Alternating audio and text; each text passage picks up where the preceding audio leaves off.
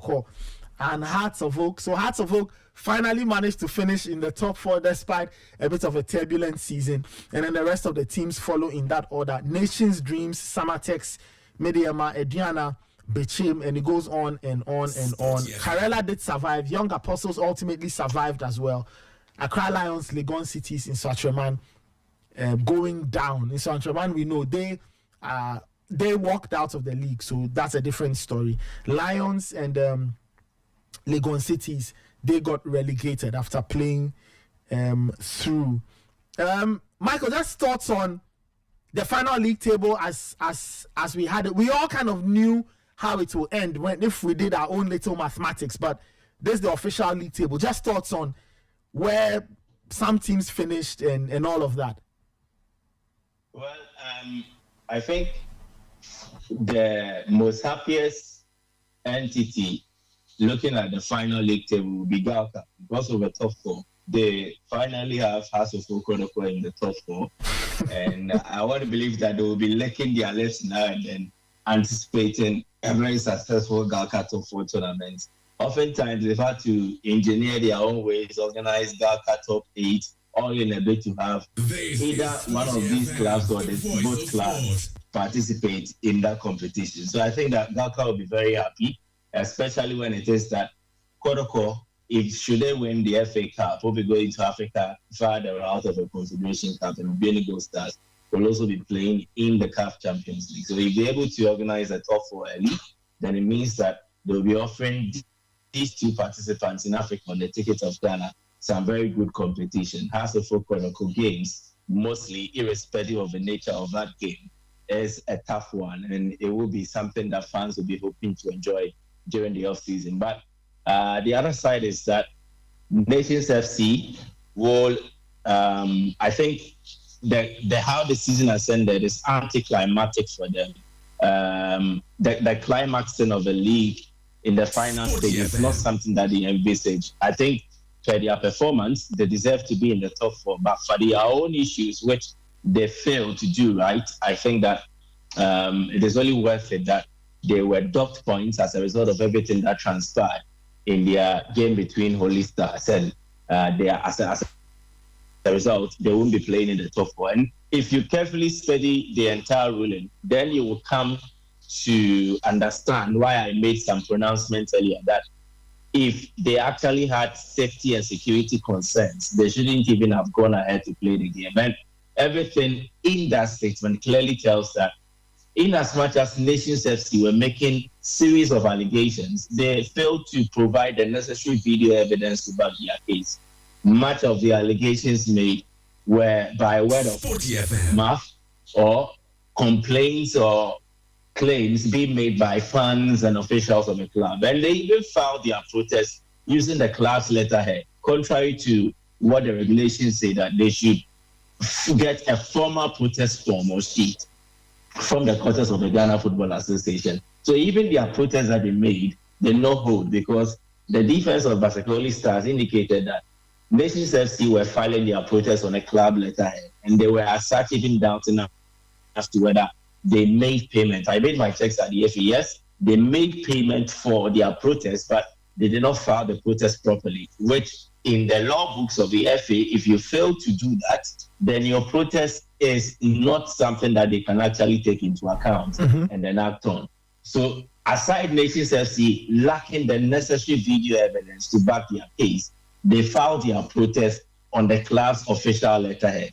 And that is something that no professional team should be doing. This is basically an error that should not be committed at this level. SportyFM. Especially for a Premier League club. If you know you are a Premier League club, you know what you are about, then you should not be doing this. But then again, it leads me to why they even decided to play that Basakoli Stars game. If they knew exactly what to do in such instances, if they had studied the enhanced match day safety and security protocols, and they understood everything the club's safety and security officers should do, especially prior to a game where there are security and then safety breaches, then you must not compromise. If they knew this, they wouldn't even have played the game. So I was not surprised that it came out in that manner, that even they failed to file the protest in the appropriate way.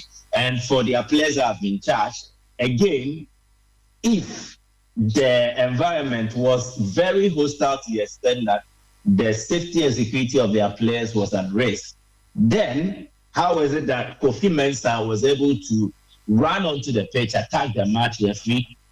Again, Emmanuel Nano also insulting the officials.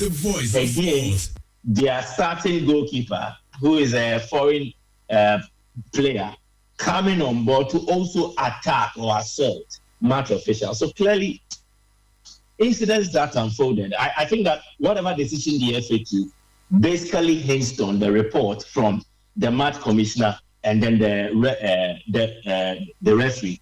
I think their report basically played a role in the decision that the GFA took. But the only stars themselves, according to their protest, they have to read through the case that they made. It wasn't as substantial. It didn't carry much substance like the report from the match commissioner and then the referee. It is the referee who mentioned that the away team goalkeeper, Rabin Osman Sanon, that is his name, manhandled the assistant referee too. Then the referee also reported that the game, permit me to read the referee's report. Please go ahead. Report. The document says that the referee in his report stated that the match started at 3:30 p.m.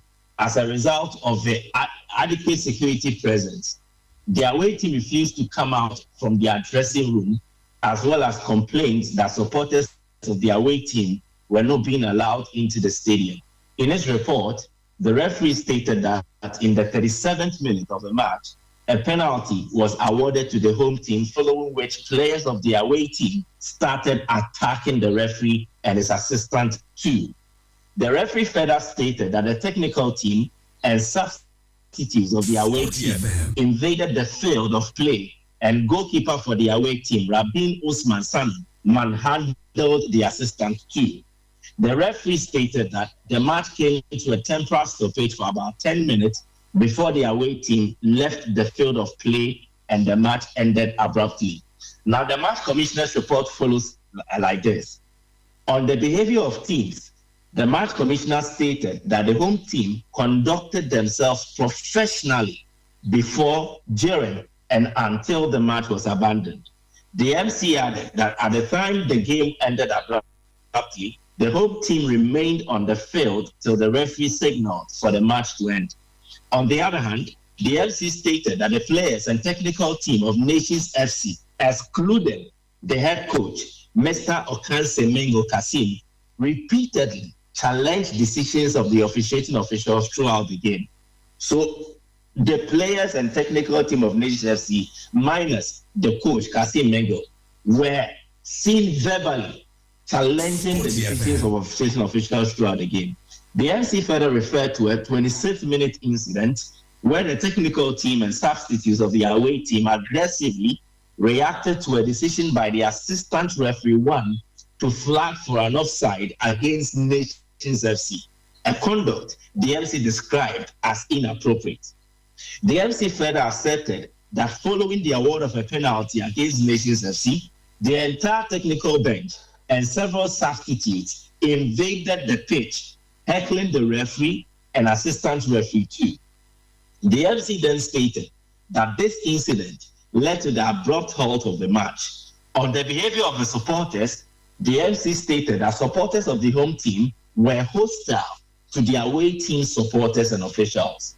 The match commissioner also stated that supporters of the home team attempted to prevent valid ticket holders from entering the stadium and obstructed the Nations FC cameraman from filming the match, despite prior agreement during the technical meeting. According to the MC, supporters of the home team also forcibly relocated the away team's management officials from the VIP stand to an area near the right corner flag and had a physical altercation with one Nations FC official, Divine J. The FC described the conduct of the supporters of Nations FC as respectful after being allowed entry into the stadium. The FC emphasized that all issues concerning spectators were resolved before kickoff at 3:30 p.m. On the incident that resulted in the abrupt end of the match, the MC stated that after a handball incident which resulted in a penalty, player number 17 by name Sadiq Al-Hassan was cautioned for verbally abusing the referee. After that, the MC added that player number 99, Rabin Osman Sanu, physically confronted assistant referee 2 by grabbing his shirt. Subsequently, the MC said that the technical team and substitutes of the away team invaded the pitch and attacked match officials and police personnel. The MC added that the away team's reserve goalkeeper, number 41, Kofi Mensah, was handcuffed by the police and later released after he removed his gear and charged on the match officials without provocation. The MC further affirmed that Kofi Mensah and player number 33, Emmanuel Ano, who had earlier verbally assaulted the match commissioner, damaged part of the tunnel and gate on their way to the dressing room. In his conclusion, the MC emphasized that the game was halted for 11 minutes, following which the away team retreated to the dressing room and subsequently left the match venue without notifying the match commissioner and other match officials. So this is the report of the referee and then the match commissioner. So you need to see that the misbehavior on the field of play was engineered by the Nations FC bench, some of the substitute players, and even two of the starting players in Sadiq Al-Hassan, player number 17, and then Emmanuel Ano, player number 33. They were key instigators in the actions that led to the abrupt halting of the game, and then eventually the away team decided to walk off. So the referee and the match commissioner agreed that the instance where the game came to that temporary stoppage was caused by Nations FC through some of their technical team members, minus Kasim Mengo, and then some of the reserves and some of the players who have started the game, i.e. their starting goalkeeper, and then also two players, Sadiq Al-Hassan and then Emmanuel Ano.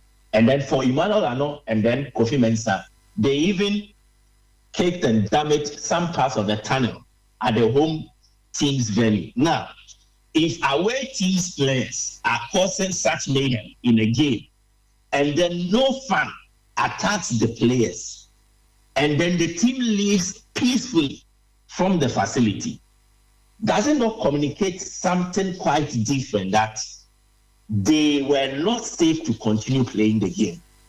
Because if you were not safe to continue playing the game, then it means that some of the home team fans invaded the pitch and attacked officials, whether they were on the bench, attacked players, whether they were on the bench, or attacked players while they were playing.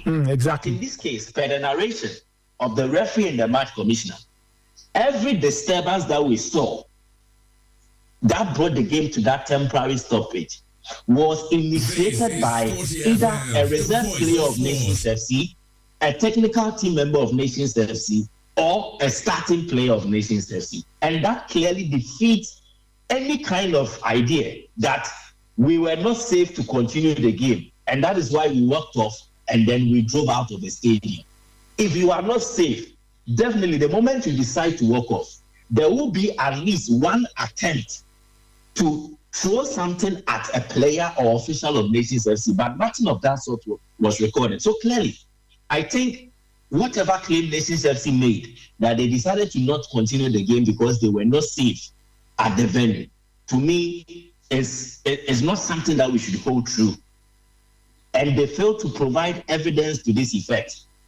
And I think that their only decision to not continue the game was stemming primarily from the decision of the referee to award a second penalty against them. And they decided in hindsight that they will need to attach certain factors just to make their case strong. And at the end of the day, anybody who was responsible for such decision-making has done the club a great disservice. And I'm not surprised that eventually there has been a resignation from the camp of Nations FC. Their CEO has resigned. And from my digging, the resignation stems from the fact that they failed to appropriately file a protest to the Ghana Football Association regarding these incidents. But I believe that there is more. And in the course of the week, I think on Monday, they had a 5-hour meeting to deliberate on matters involving their participation in the 2024-2025 season. So they themselves will realize that there are a lot of things that they've not done right. But it goes on to buttress my case that their ending to the season is somewhat of an anticlimax. They were in the picture, they were in the running for the title. But how the season has ended for them, I think they'll be very much disappointed. It's much more of a calm down experience for them. Well, I mean, from all that you've read, just piecing everything together and even looking at the resignation, you can sense that it's almost self-sabotage. It's almost like they imploded, somehow lost their way and bundled everything. I'm just curious, though, Michael, I don't know if you can give me an answer. Kelvin is also here. Felix Romark has joined us. Felix, thank you for joining us. I'm just curious, this bit about how they filed the protest. How do you think a club of this standing, playing in this league, could have bundled a process as basic and as rudimentary as filing a protest? How did they get that so wrong to sabotage their own case, even though I think that the case was a little defective even before it began? How did that even happen? It beats my imagination and leads me to question the decision-making process at the club. Because for one, if I am a club administrator and I need to file a protest or I need to do anything official regarding the FA, there should be some deliberation sort of at the management level so that we all come into agreement as to how we are going to go about it.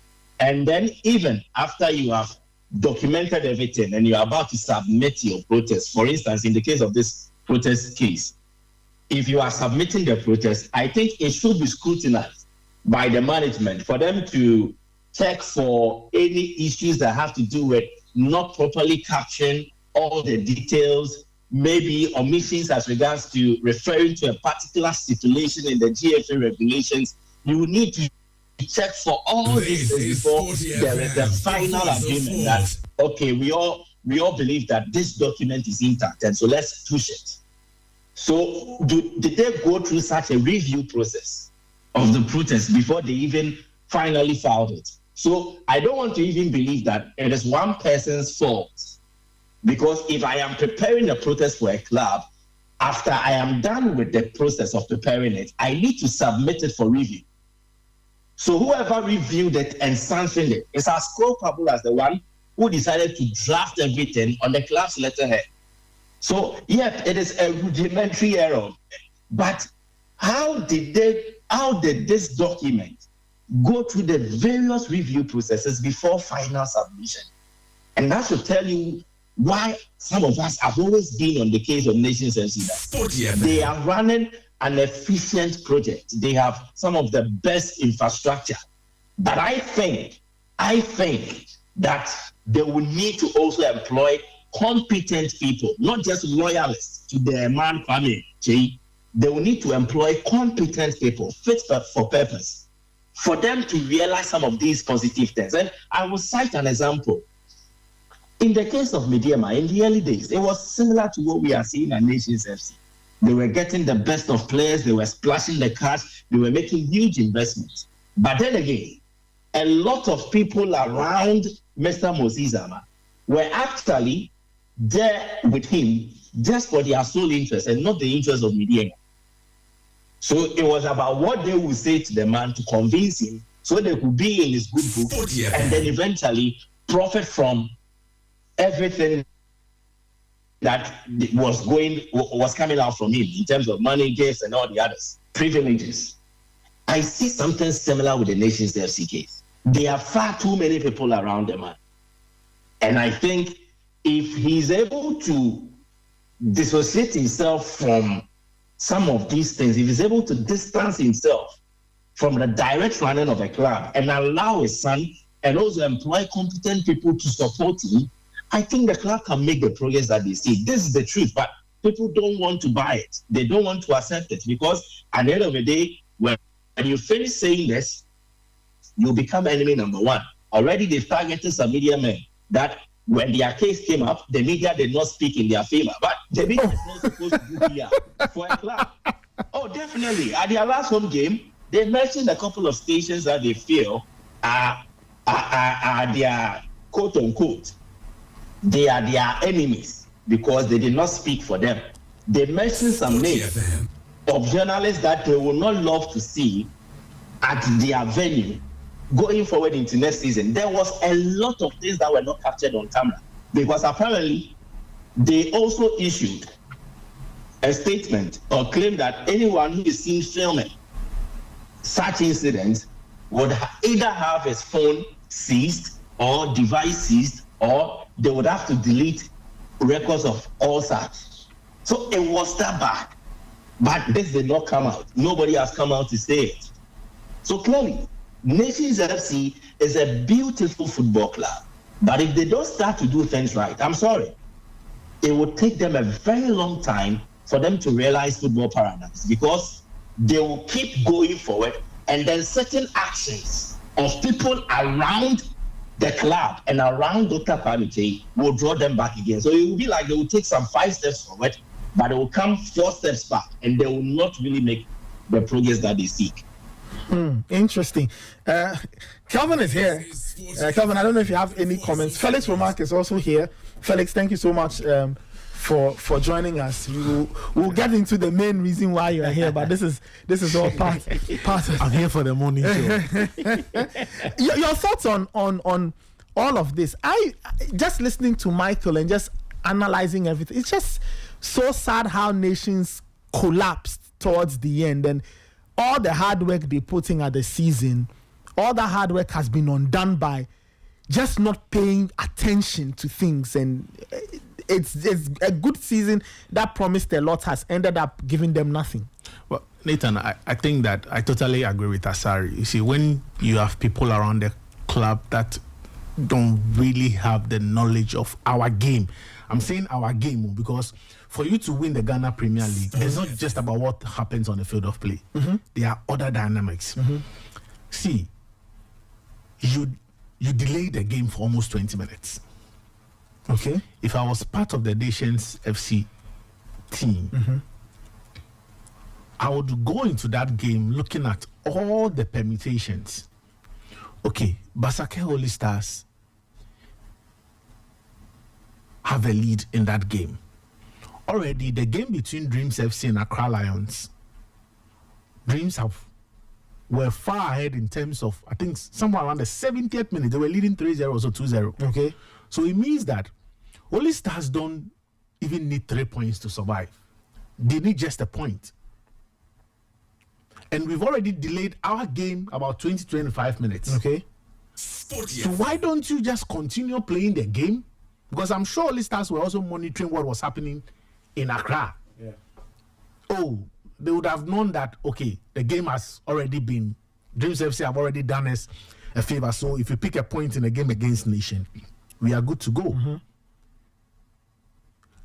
There is no way the FA were going to award you points or call for a replay when you've started the game and you've walked off the pitch. There is no way. See, what happened in the game between Kumasi and in Santrema was even worse than what happened. But that game even went ahead. Yeah. At that point, I think that game ended. That game was delayed for like 20 some, but the game ended. Mm-hmm. You understand? You can't tell me that you had security issues, and that is the reason why you walk off the pitch. And that is why I keep saying that I don't think we are really playing a professional league in Ghana. I don't think there is nothing premier about our league. Because how can we be playing a professional league and the owner of a club calls the team manager, tell the coach to walk the players off the pitch? We were here when on the last game of the Premier League, the English Premier League season. Look at the kind of officiating we saw in the Aston Villa Manchester United game. Mm-hmm. But they played the game, and after they lodged their protest. Yeah. They played the game and they lodged their protest. So what was your reason for walking off the pitch? You didn't want the Zatrema thing to happen again. Were you chased from the stadium? Is there evidence that you were being attacked on the pitch? The video I saw, it was just, I think, the referee and the captain, the goalkeeper, who were having some kind of misunderstanding on the pitch. Yeah. And if you listen to Michael's reading of the match commissioner's report, it even goes on to say that Kasim Mingle, he was just there. Because, Nathan, if you know Kasim Mingle, he's a man of few words. He doesn't talk. Even in games where you feel that, referees have been bad. See, I always say that one of the major problems we face in our league is officiating. And every team in the Ghana Premier League have either benefited from it or have been at the bad end of poor officiating. I'm not justifying that. But I was very happy with the way the season started until the Pole issue. And I was like, okay, fine. The FA had come out with new security protocol. So every club is expected to adhere to those protocols. And then we had a title race where, as at April, we didn't know which of the teams were even going to win the league. And I said, that is quite good for the league. Only for us to witness what happened at the Nations FC and Holy Stars game. Because this could have been one of the good seasons in a very long time. Because for the past 2-3 seasons, people have even questioned the credibility of our winners. Because as at match week 20, 21, 22, people were telling you the results of game. No, last season was worse. Even this season, there were games where we were told some player will score 2 goals at this particular minute and the game will end 3-2, and you understand? As for last season, it was bad.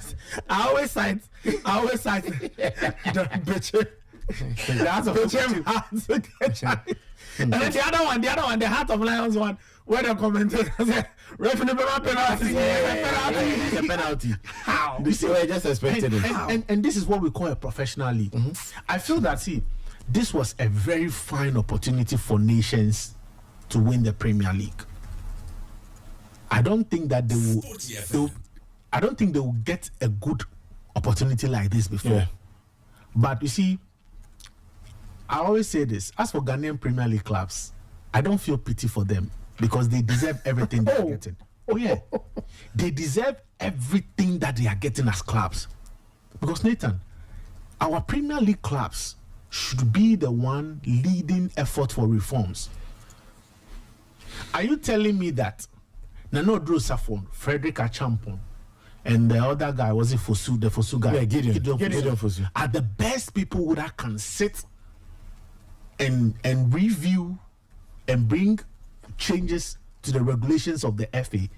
I was thinking that after the end of the season, all 18 clubs should meet, all stakeholders should meet. And when I talk about stakeholders, I'm not just talking about the handlers of the league, which is the FA, the Premier. Media men are also stakeholders. So it should be a collective effort to say, okay, let's set up a committee, a larger committee, or let's have a stakeholder call. If it's even pram, let's do 2 days in pram and see how best we can make the league better. And it is bad PR to even have Nano Drosafo on the board. I'm not questioning his integrity. Yes, but you're looking at the optics, how it looks. Yes. For somebody some few days ago came attacking the sports minister for having his view on a sporting event. He's a sports minister. What else do you want me to talk about? You should talk about the health sector or the agri sector. And you see, they've created the impression that, it is our football, it is our association. Yeah. But we are stakeholders. Kennedy, what chance, huh? When we came back from AFCON and organized the Safe Ghana Football, yes, he went to join others to say Ghana football is in safe hands. Yes. And now you don't want to play. They will play. 2025-26, they will play. They have no option. You can't tell me that Dr. Kwame Che will build that stadium and say he won't play football. No. That man loves football. Exactly. I'm sure they will learn from it. Yeah. And when I met Delali, who's their social media, I told them, guys, you made a big mistake. Huge. Hey, the second penalty, what if the player had missed that penalty? You would have been one day. You had over 60 minutes to play. I always say that somebody, you never know how to. So 60 minutes. Walking out, you see, leaving a football game is never a good option. Yes. Unless fans say are attacking you, they are flooding the pitch. I mean, that all cameras will see. But to walk away, Kevin, I said I placed a bet in a game. It was the last game remaining. Yeah.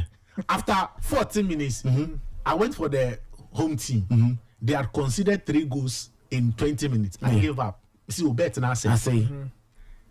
By 88 minutes, 3-3. The referee raised 98 minutes. 97th minute, away team had won. It is football. Yeah. Anything can happen. And you see, in the Ghana Premier League, they know what they can do. Exactly. They know what they can do. Exactly. So I just hope that nations will learn from this. I feel really sad for them because I felt genuinely that this was their season. They were in pole position when goal starts drop. And you see, I don't support nation, but I have a personal likeness to Kasim Mingo. Yeah. I feel that if you talk about the league, one of the things the league lack is quality coaching. Yeah. But I feel it's a few ones that we can have hope in. Because you look at the kind of job he did at Bichim, you look at the kind of job he's doing at Nations now, he deserves to be called a Premier League title winner. And that is the reason why I was hoping that he gets to win it. And I think the kind of players that the recruitment that he's done look very solid. They've been very good at home. And you see, when you want to win the Premier League, you need to make your home a fortress. Of course. Aside that, you also need to beat your other title contenders. Exactly. And they've done that quite well until that Holy Star game. Yeah. But I believe that, lessons will be learned. But in a bigger picture, Kevin, Nathan, we need to have proper reforms when it comes to our league. We need to have serious reforms. And I don't think that it will take these 3 men that the FA had set up, that committee. The picture, it's a bigger picture. This reform should even include the police service. Exactly. Because, see, in I don't know if the Ghana Police Service have a police sporting unit. I think they have. It's the reason why they have a football club now.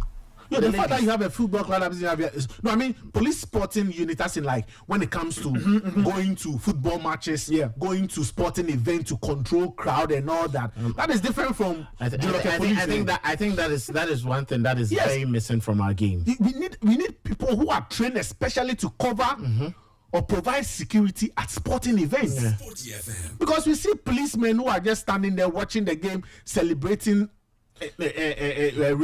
goals and all that. And I think I'm glad the one who is in charge of safety and security now is a police officer, that is DCOP. But now he's at the CID. She's head of CID, so I don't think that she might have time for. So still she has. So at least it's just about giving the orders and having a program in which you liaise with the safety and security other officers like Mr. Ansar and then Julius Emuna, who are well vexed at CAF international level. They combine forces together with the police service, design a program, and they can be trained, especially those who are much interested in the sport. Because when you have policemen who are football fans, they know how to control tempers. Of course. Because we've seen a number of them. There's this guy X2 who comes to the stadium. He's with us. I've seen a couple of us fans who are also policemen.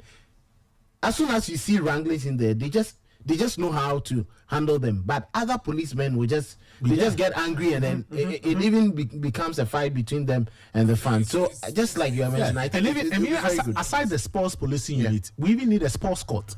We do. Yes. So that we can handle matters. You see, because as quickly as possible. When things happen in football, there are certain elements that fall outside, say, the regulations, right? So, for example, match fixing. Or those kinds of things. So those kinds of things, the rules are there. But sometimes there are certain elements that must be dealt with outside football, and they border on, like, you need to treat them in the civil court. And So for example, impersonation, right? A team misconducts itself by bringing players that are registered. So you can dock them points or ban them. But they've actually broken a law in Ghana, impersonation. So then you drag them to a sports court to deal with that part of what they've done. And Michael is even drawing my attention to it that during Ket's manifesto, he mentioned a special policing unit for sports, and they stressed the need to create one in the wake of the Pole incident. Something the former IGP agreed to do. So then it means that we need to ask the current IGP if something like that is on the stage. And then what even happened to the stewards? Because I quite remember.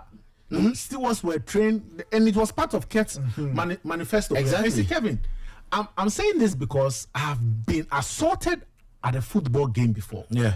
At a venue, I was assaulted in Doma. I was assaulted at the Linkley Sports Stadium. And you see, well, yes.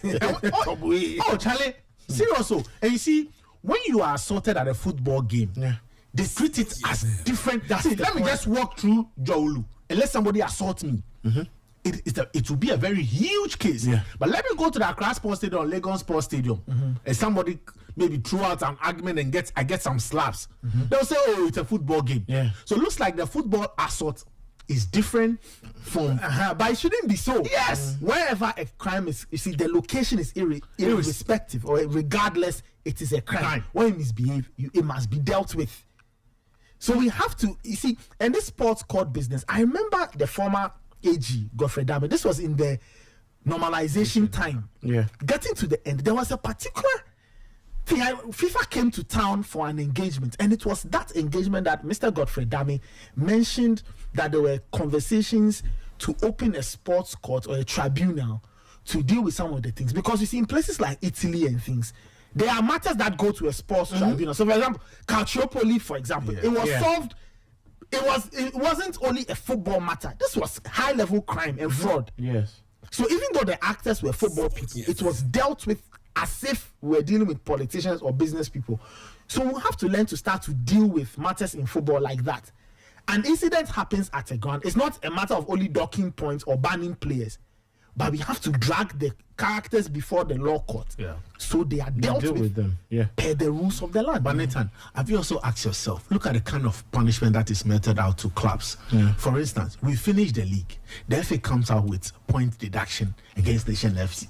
And it gets them out of the top four. And it's not as if the top four in Ghana get you extra revenue, or there's a competition. You don't feel the pinch. Yes, and 25 to 2,500 cities. Dr. Kwame J, 2,500 cities. Peanuts. I feel that, you see, and if the FA wants to change a few things in their regulation and rule book concern the Premier League, the punishment should be stiffer. It should serve as a serious deterrent. Felix. Yeah. Sorry, Michael. But even with a fine, the Premier League regulation states that it should be 5,000 cedis, not 2,500. I was even about to come there with that figure. You see, imagine that The fine for that, per what they stated, Yeah. it should be 5,000 cedis, not 2,500. You see, and even the 5,000, it is too chicken change. Yes, you understand. If you start paying 30,000, 50,000, for instance, if the FA have even said that Nations FC, for what you did, you are being deducted 6 points, and that will reflect next season. So before the start of next season, already minus six. Yeah. And I'm sure they will feel it. Exactly. Say, oh, for what you did in Swatreman, you are getting a 10-match home ban. Or maybe they will look at some of the matches where you get a lot of revenue. So they won't allow you to play Hearts and Kotoko at home. Yeah. You understand? You need to feel the punishment so that it will serve as a deterrent to other clubs. But we don't do that. We don't do that. And I feel that the club, 3 points is the most things the club need. Clubs, they love 3 points than anything. Yeah. If clubs are paying 20,000 for 3 points, 2,500 off after 5,000. So as part of the reforms, and you see, that is why I'm sad.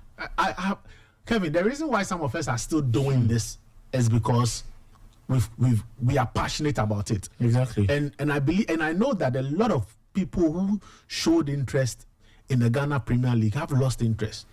See, ask Abigail Sena. The only league center I haven't been to probably has to be Young Apostles. I haven't been there before, but I've been traveling to cover even when I don't travel, I still, for the past 10 years, I have data, collecting data, and I can tell you for a fact, a lot of people outside the country are so much interested in Ghana football. But now it has shifted to the lower division, Division 2, Division 1.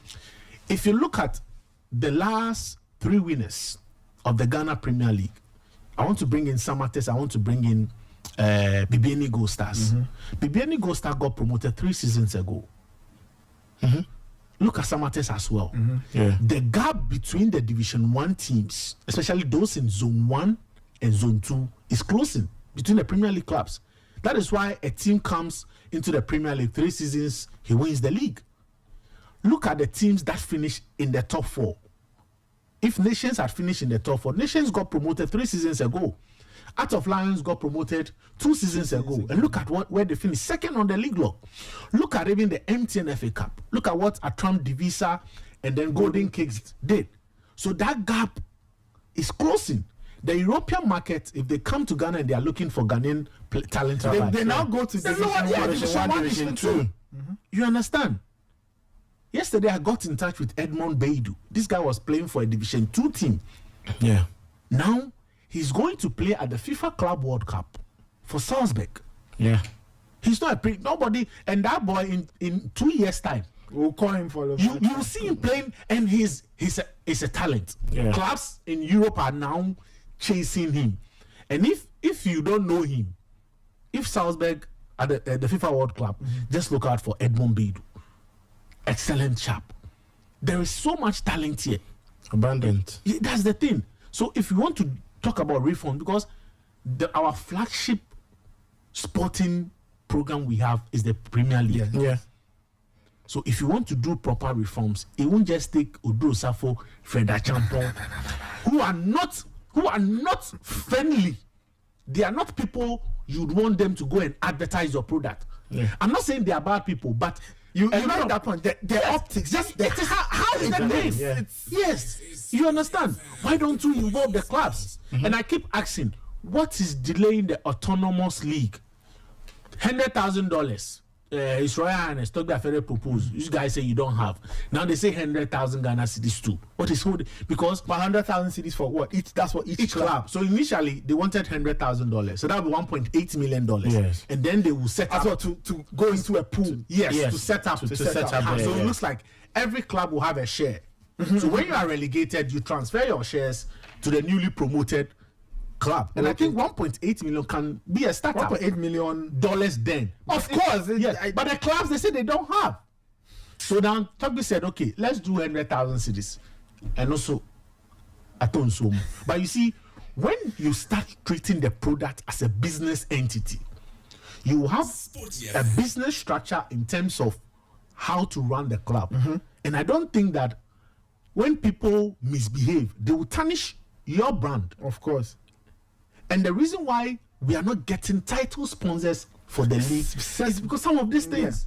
Yesterday, imagine that I sponsor the Ghana Premier League and I want to do activations at a game involving Nations and Holy Stars. Yeah. And then you see Umbobio. So what say Yes, everything. Imagine if Kevin, you own a company or a telco and you've carried resources from, if your headquarters is in Accra, or your head office is in Accra, you've carried resources back to the Nzima land just to promote because you are the title sponsor, and one team says that officiating is bad, so I'm walking out. Some of the corporate entities or businessmen, they see this. What they see. I said yesterday on the show, Kelvin, when Raymond was, I was telling him, I said this is 2016, almost 10 years ago. Right? I had a chit chat with an official of a bank.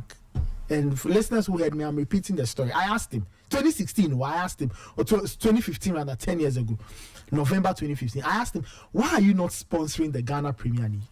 Then he said, because the context of my question was that you do things in other African countries. So why are you not sponsoring the Ghana Premier League? He said, listen, there are too many issues around the Ghana Premier League, and it will not work for our brand. Our brand just will not feel comfortable with all these funny stories of matches that are predetermined. We don't know what is happening, player misconduct, fans are attacking stadium branding. He just said that, you know what, we'd rather spend our resources in other countries than in Ghana. And I said, but how can we make the money here? Yeah, they will spend it on beauty pageants and all that. Charlie, when sports could actually fetch them greater rewards. And this bank I'm talking about, they are sponsoring. They were sponsoring another country's league. But Kevin, if you are a corporate entity, look at the production we see on TV. Because TV is one form that can give you eyeballs. Are you happy with what you watch on TV? When you complain about it, they start fighting. Last season wasn't good at all. Star Times weren't that great, but they were better than what we are being offered now. So there are a lot of things. Felix, I even say this. I say that it beats my imagination how we don't have a Ghana Premier League highlight show. I say of all the things surrounding a league, a highlight show is probably one of the easiest things you can do in this modern era. This modern age. They use it for GFN News. No, they don't even, Kevin, if they use it for GFA News, we should even see it. Go to the FA's YouTube channel. Yeah. There's nothing like Nothing. that. Meanwhile, you send official cameramen. There's for footage. every football match. Sorry, Kelvin, I'm saying that. If I always say the simplest thing, the day I realized that highlight shows were not complex was when the French Ligue 1 highlight show or the highlight started on YouTube. This was what 5, 6, 8 years ago, whatever. Every Monday, Kelvin, it's just a very 10 minutes old. 10 minutes and there is no face. Felix can attest to the fact, you know, our old houses. Yes. Abigail had her own show, the beautiful Yeah, one. yeah. She had highlights. PUBG, GPL podcast, Express. There was you had that. What do you need? Once you have the goals. Once you there are have times the you goals. even pick them from some of the clubs. So how is it that an Piecing entire FA, together. you can't do this? 10 minutes, voice over. Every week you produce, let people watch, or if you like syndicate, give it to TV stations to play. Nathan, see, I say when I want to pick assist from the Ghana Premier League, I have to call the goal scorers. Oh, Abednego Tete, go and know when I'm about assist. Say, oh, okay, it was this guy. Oh, let me call and find out. But I don't need to even call the scorer for me to get an assist. Amankona was top scorer, right? 15 goals. 15. Yeah. I can tell you for a fact that I haven't seen more than 6 of the goals. Last season, he scored 19 goals. Yeah. How many can you get How now? many did we all see? Yawana scored 22. How many can you get now? Abednego Tete scored 18. Yeah. How many are you going to get now? Meanwhile, So I'm coming. If you are not Hearts of Folk or Kotoko, because at that time, Star Times were showing all Their games here. you'll be able to get goals from them. Yeah, that's why you could assemble the 2 guest goals. meanwhile, there are official cameramen to each game. Yes. So even for the FA's own branding and marketing, all they could do is watch all of Amankone's 15 goals in the Ghana. You slap it on them together. Get views. Yes. You see, yes, I know we are going hard on the FA, but the clubs themselves hold their supporters the opportunity, Of course. the responsibility to also market themselves true. and the product they are in. It's true. Why can't Brekum Chelsea create a content about Mankone's 15 goals Yes, and share and put it on their social YouTube? Every social media platform now pays. Twitter is paying, YouTube is paying, TikTok is paying. So if you say, and you see the sad thing is, you are playing in a league that is not paying, no TV rights money, no title. Why are you not being smart to make your own money? You understand? Kotoko is doing that. Haas is doing that. Mediama is doing that at the Highest level. Mediama's production It's is solid. crazy. Solid. It's lovely. Proper HD footage. Hearts of Oak hosted Midiama, and I was looking for highlights of that game. I went to me. had to go to me. Yes. I went to Mo. They gave us that goal.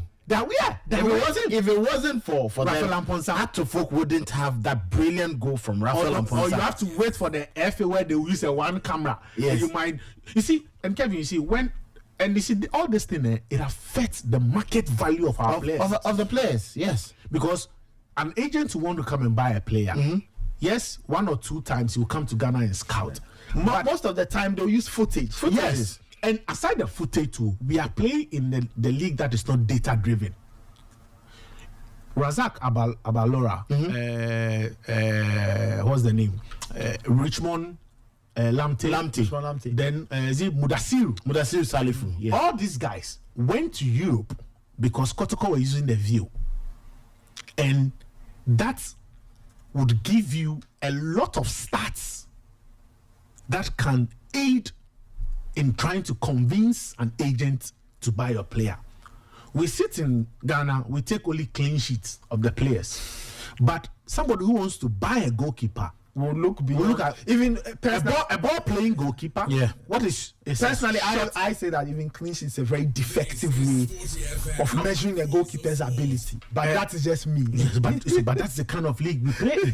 You understand? We are all pushing to have Benjamin Asari as Blasters number 1. But if Jojo Wallacott brings his stats If at least he bring that from, he's bringing clean sheets, number of shots saved, ratio, number of shots saved, the quality of the shot. Thank you. His ball playing abilities and all that. What are we going to bring for Benjamin Asare? Clean sheet. You understand? Yeah. But somebody who wants to buy a player wants to look beyond that. There are some people that they want to even see the player's movement without the ball. But there's nothing really like counts, that. right? You don't have it. Yes. Meanwhile, video cameras are all across the world. You can get it, and after you just insert it, you buy the software. But you can buy it. Kotoko have stopped subscribing. Yes. Has of folk there when they brought. See, and you see, stop. Yes, they'll prefer to use the money for ways and means. Nathan, you see, our clubs, I don't know what is wrong with them. And yes, we can put the blame on the FA, but the club, Other clubs too, we must talk about. brought Catapult to Ghana. I wrote letters to all 18 Premier League clubs to come. They weren't charging them. So, Catapult want to do an exhibition. Come and check how the device works. They didn't come. Summertest, the season they came, that was when they won the league because they were using the device. Now we watch European football, and there is a video analyst with an iPad, a screen. You will call the coach, analyzing the game, and it's now situated just by the goal. Yes. When Atletico Madrid were playing Real Madrid in the Champions League, I think then quarterfinals. Yeah. That penalty, The round of 16. The penalty that was it this guy? The Alvarez double Penalty. touch. Ancelotti's son Yes. was the one who alerted the players on the field that there was a double touch, a double kick. Yes. And that nobody would have. And that even called the attention of the guys in the VAR for them to look at that penalty. Look at it. Yes. So there are some people, you see them on the bench, they're not even watching the game on the field. They're not looking They are at looking at their tab, their computers, and giving the technical team info. That is where technology is now. So if you have the best player in the Ghana Premier League and you want him to get into the Blasters, data no be used. Data by use. Because he has to make a decision based on. Okay, you want me to Based start on two things: the eye test and the numbers. The numbers. Because there are certain things the eye test will miss. The numbers will point them out. You understand? But I can tell you for a fact, there are some local coaches. Clubs are proposing for them to even have video analysts. They will tell you they will come from my job. Local coaches, Other leagues in the world, after the end of the season, even the coaches have a seminar to share ideas. Yeah. But you finish your season and you say you are putting up a 3-member team to review your regulation and your rules concerning the league. And regulations. When you are reviewing regulations, don't you need legal people? Yes, Legal people who are within the sporting circles.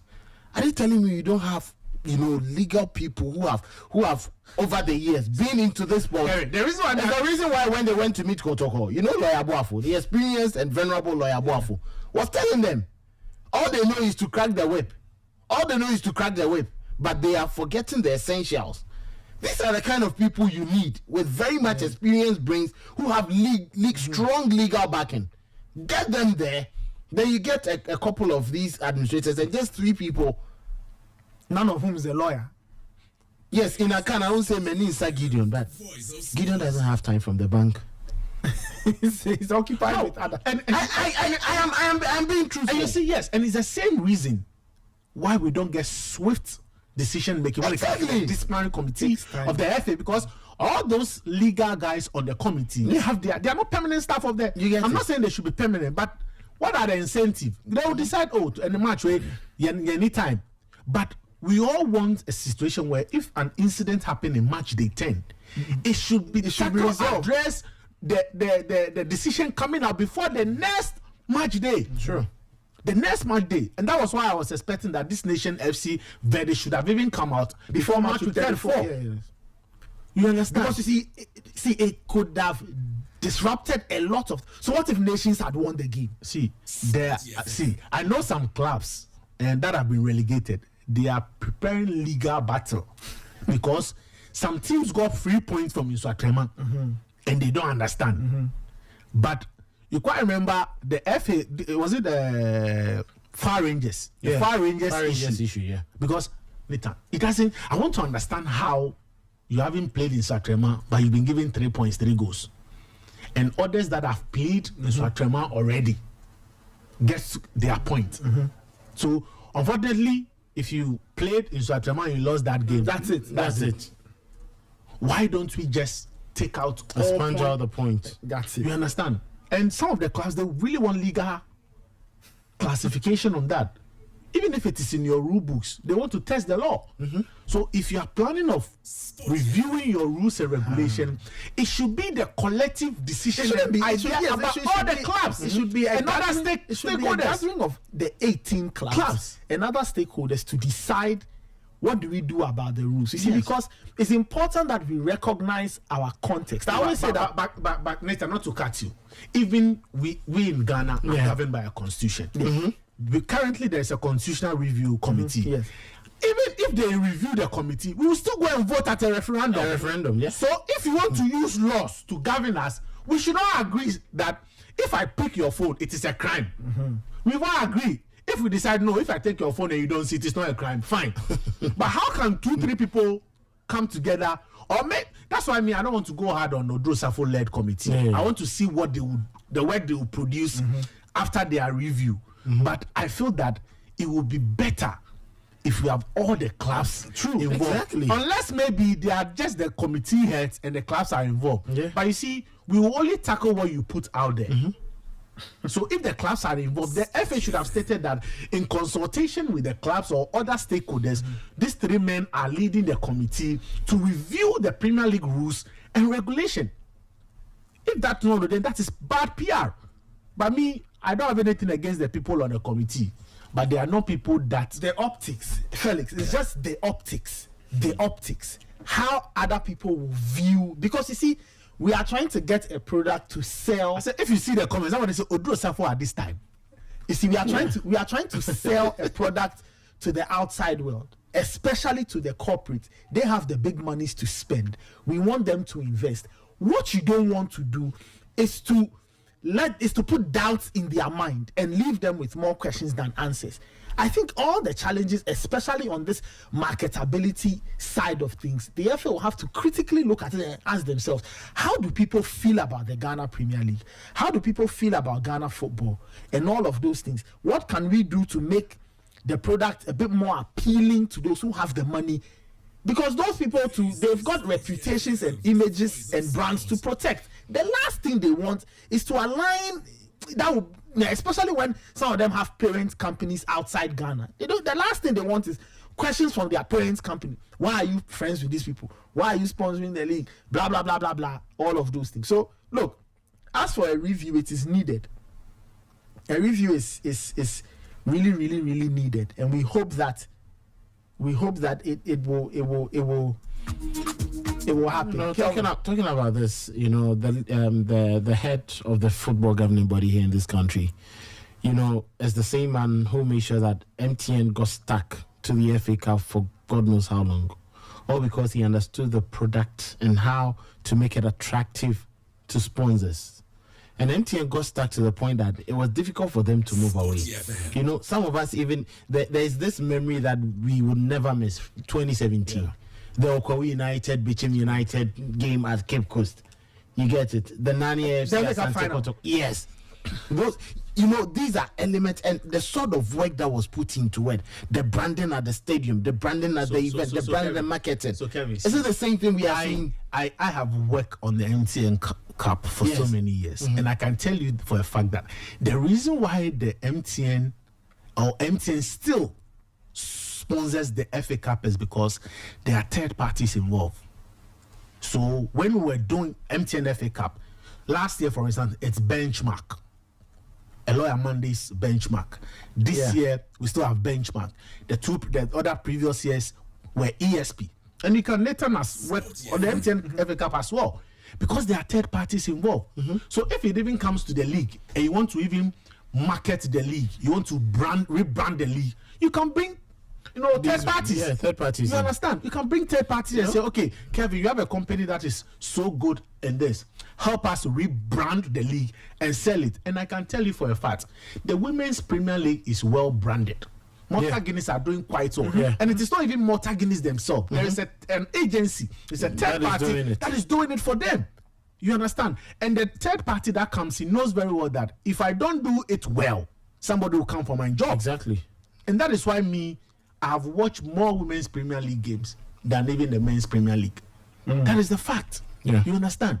So yes, the FA can do everything. I think the FA, they are even understaffed. So if there are other staff, and I told, some time ago I went to the meeting with Accra Hearts of Folk. They want to rebrand their social media.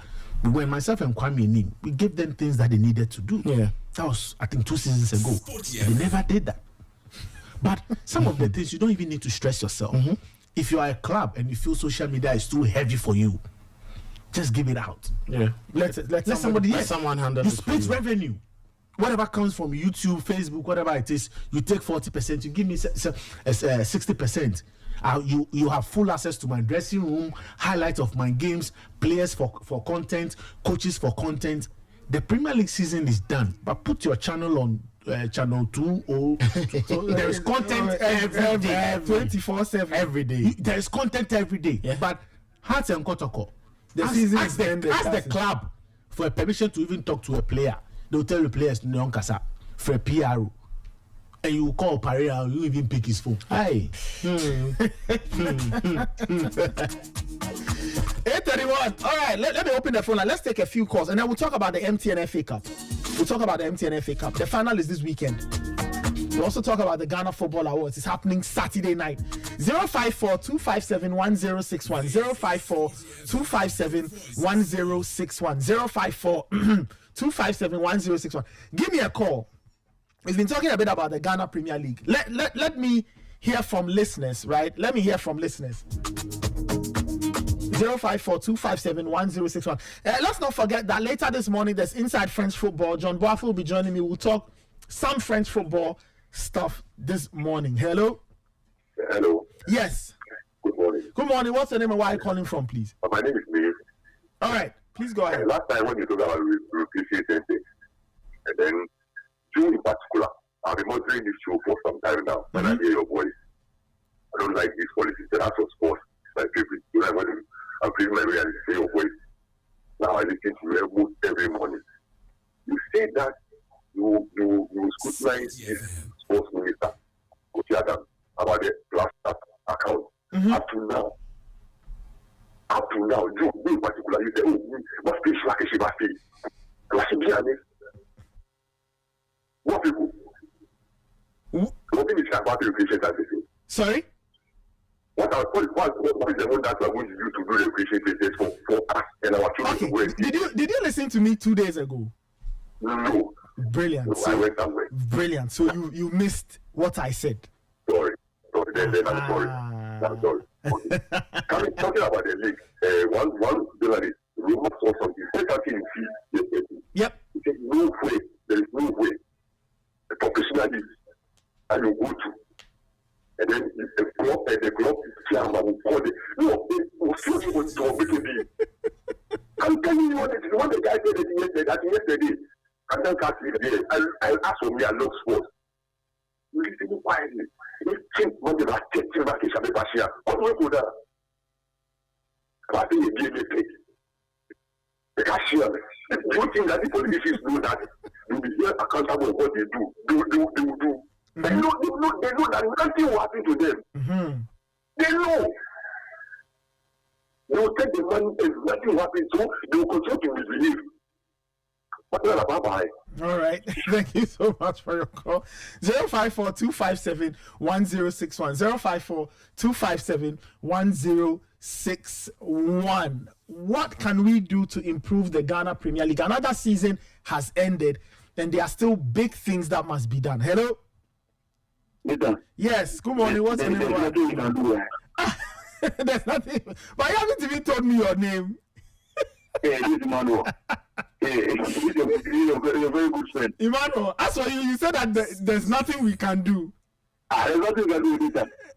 So we shouldn't do anything. I told you yesterday that we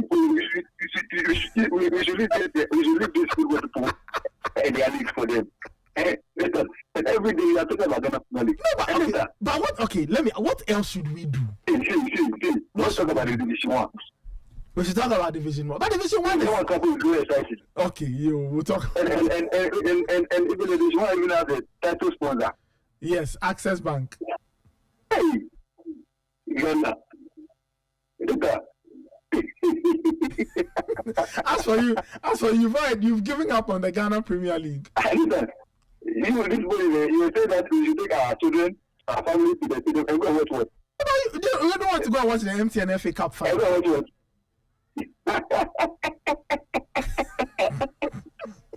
Sometimes you make me laugh. Like a comedian, no, I'm not funny. I'm not funny. Oh, you are very funny, Charlie. Sometimes you put your words, Charlie. Oh, but I don't understand you. This Sunday is the MTN FA. The MTN FA Cup final. It's a well-organized competition. Do you know why people go to the stadium? Why? What of the 30 years? After that much, the hearts after that much, the stadium will be empty. Oh, people will stay. After that much, people will stay. The stadium will be empty. People will stay. Trust me. A league that the person who won the league was giving 500,000 Ghana cedi. 500,000 Ghana cedi. This year's prize money. Felix, do you know how much the winner is getting? No. We still don't know how much the prize money is. Okay. 500,000 cedis. That's what they are saying. Yes. I'm doing my checks. I'll check for you. What kind of league is it? Because the question is, where is the FA going to even get the money from? You understand? Where are they going to get the money to pay the clubs? Because it's not just the prize money; they will have to pay all the. That money. Last season, Samatex got 500,000 cedis. Yes. I don't know what this year's winner will get. Maybe, but in terms of value, 500,000 last season is not the same. They said that money. They said they're going to build 40 rooms in Hong. Yeah. Where are they going to get that money? But they said that one is coming from the World Cup money from Qatar. So that long time now, that money is something. So how will I answer it? I don't work at the GFP. Also, Emmanuel, you have no faith at all. It be like Ghana. What is intentionally created Ghana? Oh, why? If they are bored, they don't take their camera. They will not go to Ghana. We get content. We are stupid. We are stupid in this country. We are not doing football. You say a player will come for it, and the team will say no. Like, are you serious? That's what we go through. When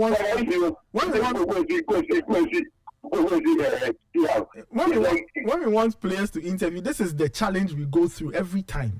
What kind of is that? If you go to their page and there's no update, like when you go to United page, every day they are giving you notice, they are giving you. We are not doing football on that. Okay. We are playing. See, we should talk about the division. Yeah. See, the division 1 is more exciting. We should grant the division 1. Because the Ghana Premier League, I will later. Okay. I will. There's no businessman who is going to invest his money. We invest the money in the Ghana Premier League later. If I had money. If you have money like that, will you invest? No. Okay, yeah, good money, man. Yes, I will invest. Anyway.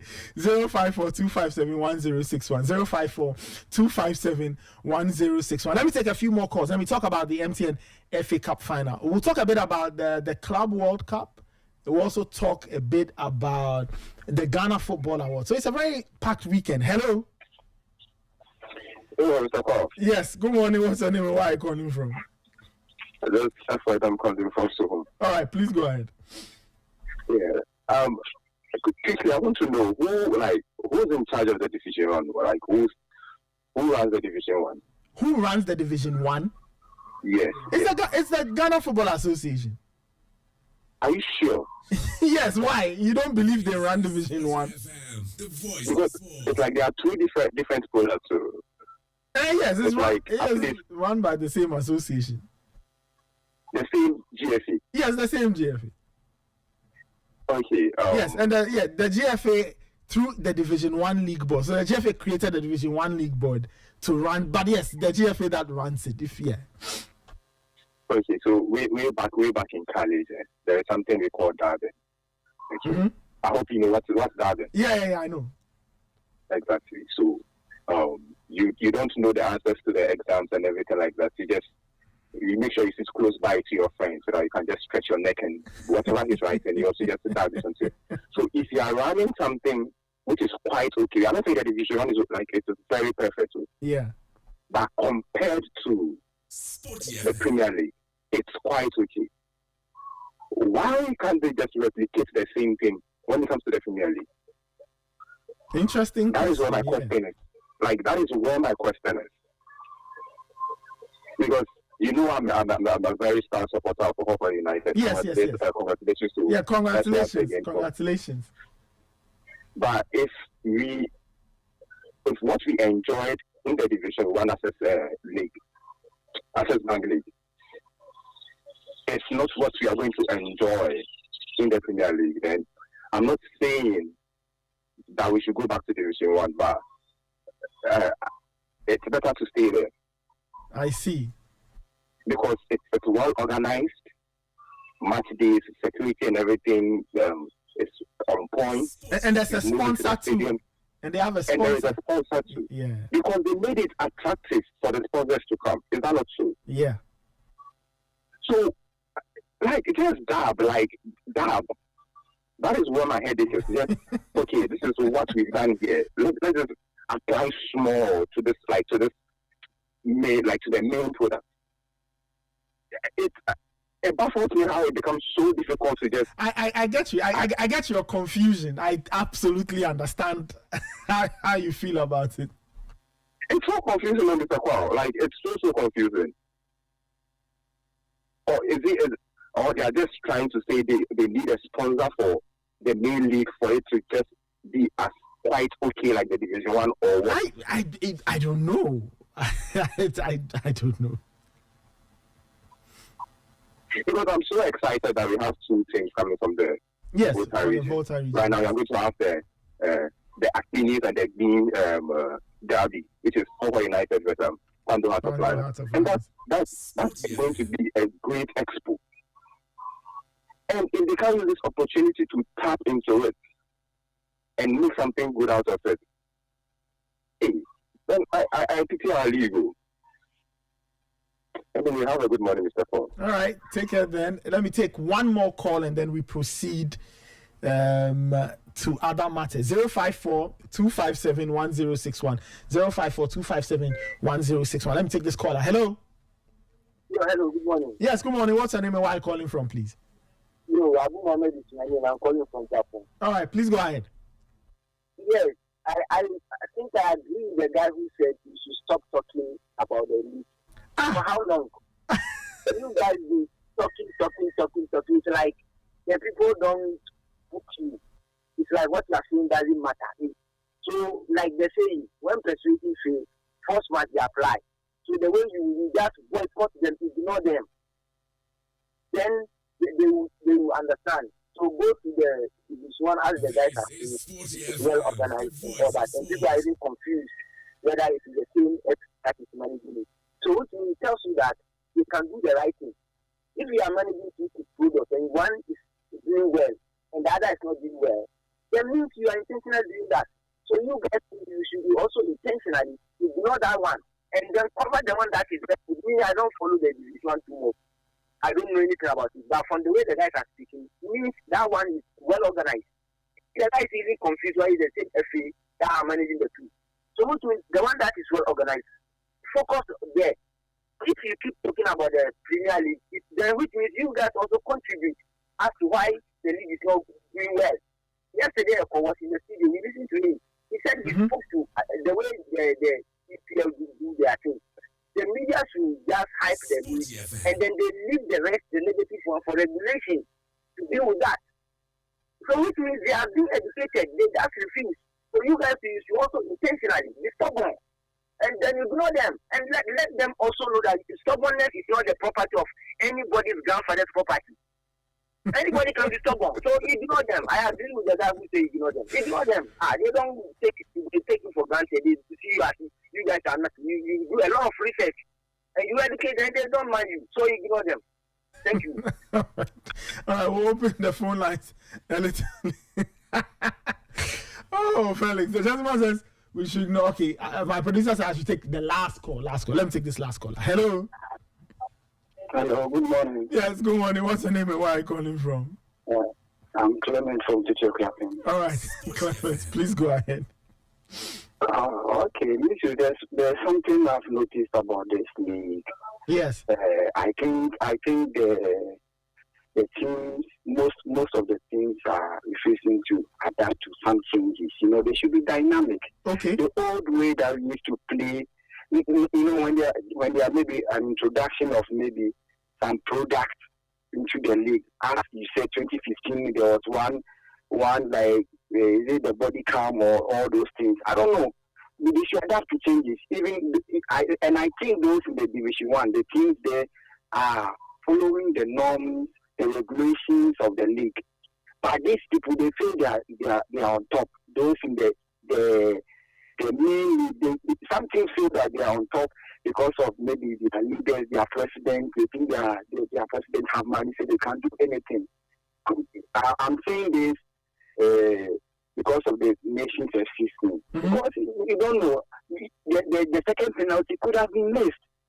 So they should have stayed on the pitch, but they followed the ego of their leader. Obi did what one quarter, and even let's say Florentino Perez and the rest, they are even being insulted as and not you. I'm not saying that they are really passing, but they are on top. They are on top. So I think we should adapt to changes. There are some things it's bound to happen, as in business laws. There are some things that is already inherent. So these things are already in football. So you can't maybe dodge them. Things are changing in football, but I think they are not trying to change. They are not trying to adapt to current things. No matter than Obimbra, next time also that's what we are doing. That's why we are not progressing. Sometimes push need to be told. The teams. They are not branding themselves. I don't know. You need to there are some other leagues. There are some things that I haven't even heard of. Now, how maybe player transfer, the player coming in, the stats about the player. Sometimes you don't know anything about them, but you go on X and some player be with you can tell me the stats about the player. You get everything about the player. Oh, mobile. All right. Okay, thank you so much. 8:48. This is still the Sporty Breakfast.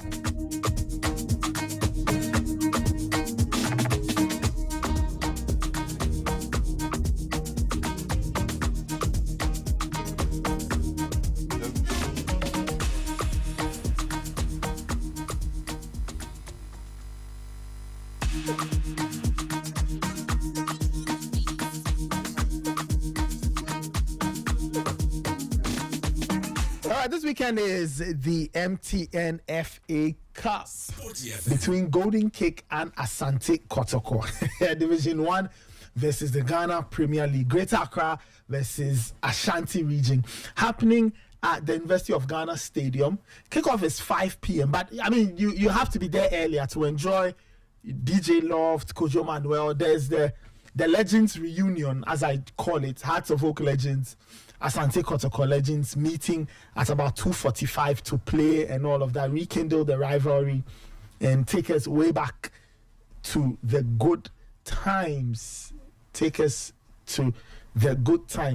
it's been a very interesting journey for the two sides.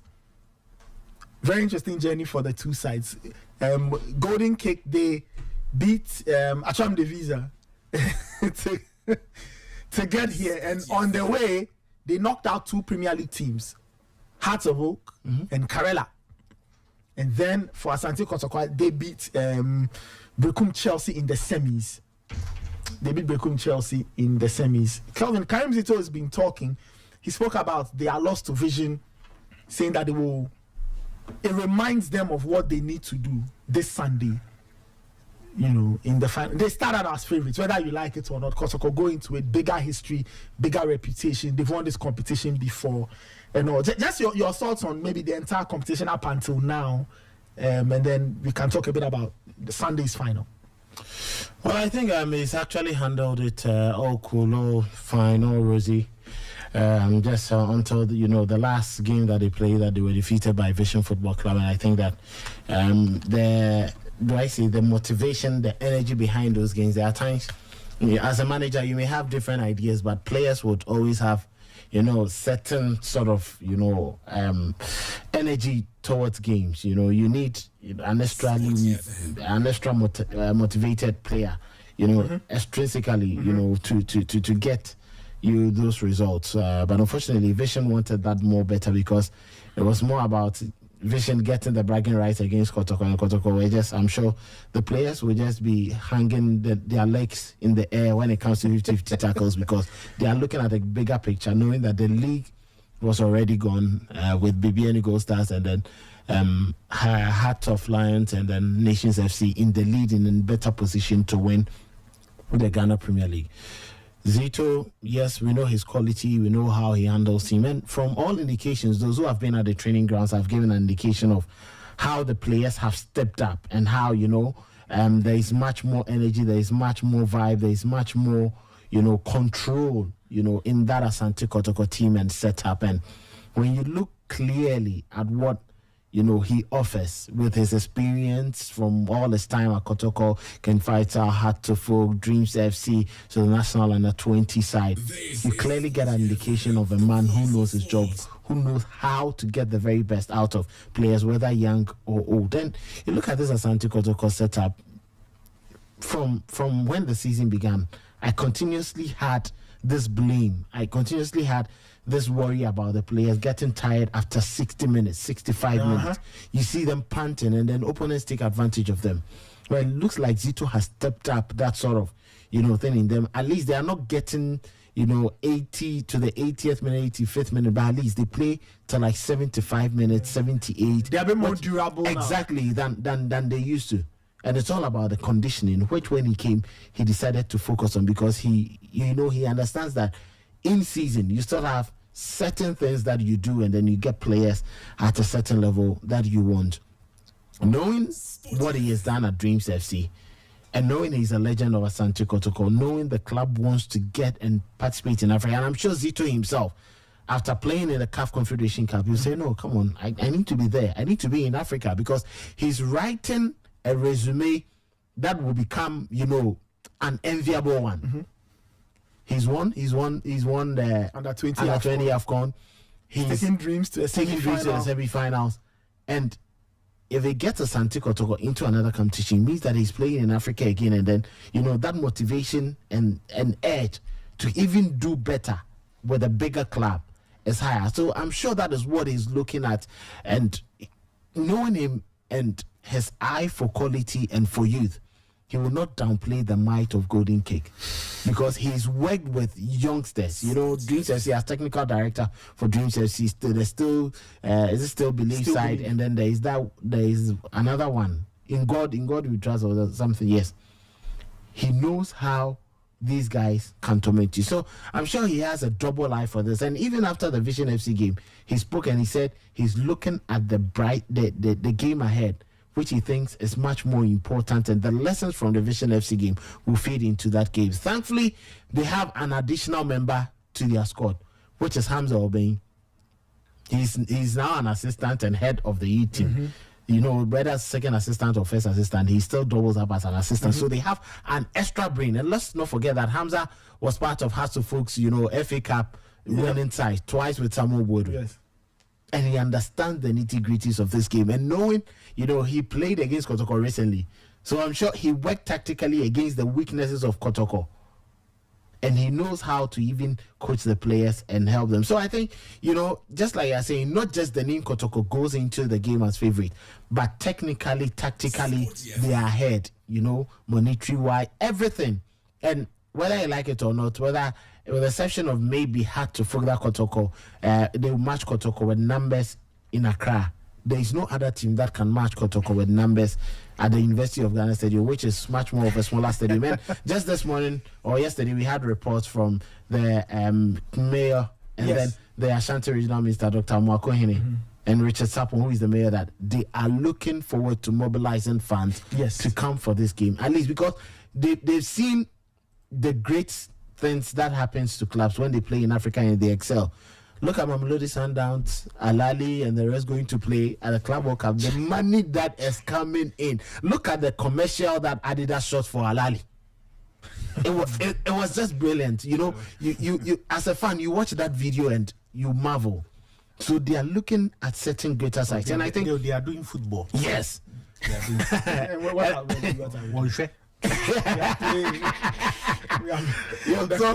that's one of the corners we should even stop talking. So I think yes, it's going to be massive, but this is the magic of the FA Cup. We continuously look for the surprises. Yeah. And Kotoko would just have that at the back of their minds, whether they like it or not. How Nania, how other clubs have tormented them. You know, Division 1, Division 2 clubs have tormented them in the FA Cup. They also had a very complicated, was it with Inter Allies? Was it Kotoko and Inter Allies? I'm trying to remember. No. There was a particular, maybe I'm getting the game wrong.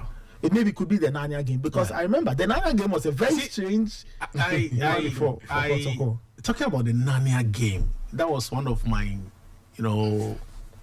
exciting MTN FA Cup, finals memories. I quite remember that season. In fact, that was the first season MTN started the sponsorship of the MTN FA Cup, and at that time the informed team back then was Brecum Chelsea.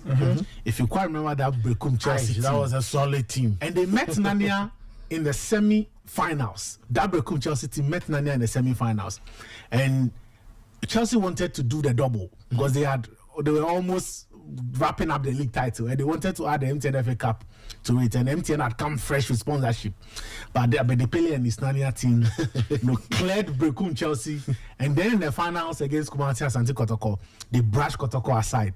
The funny thing is, Brecum Chelsea met them in the Super Cup, and Nanya beat Brecum Chelsea again.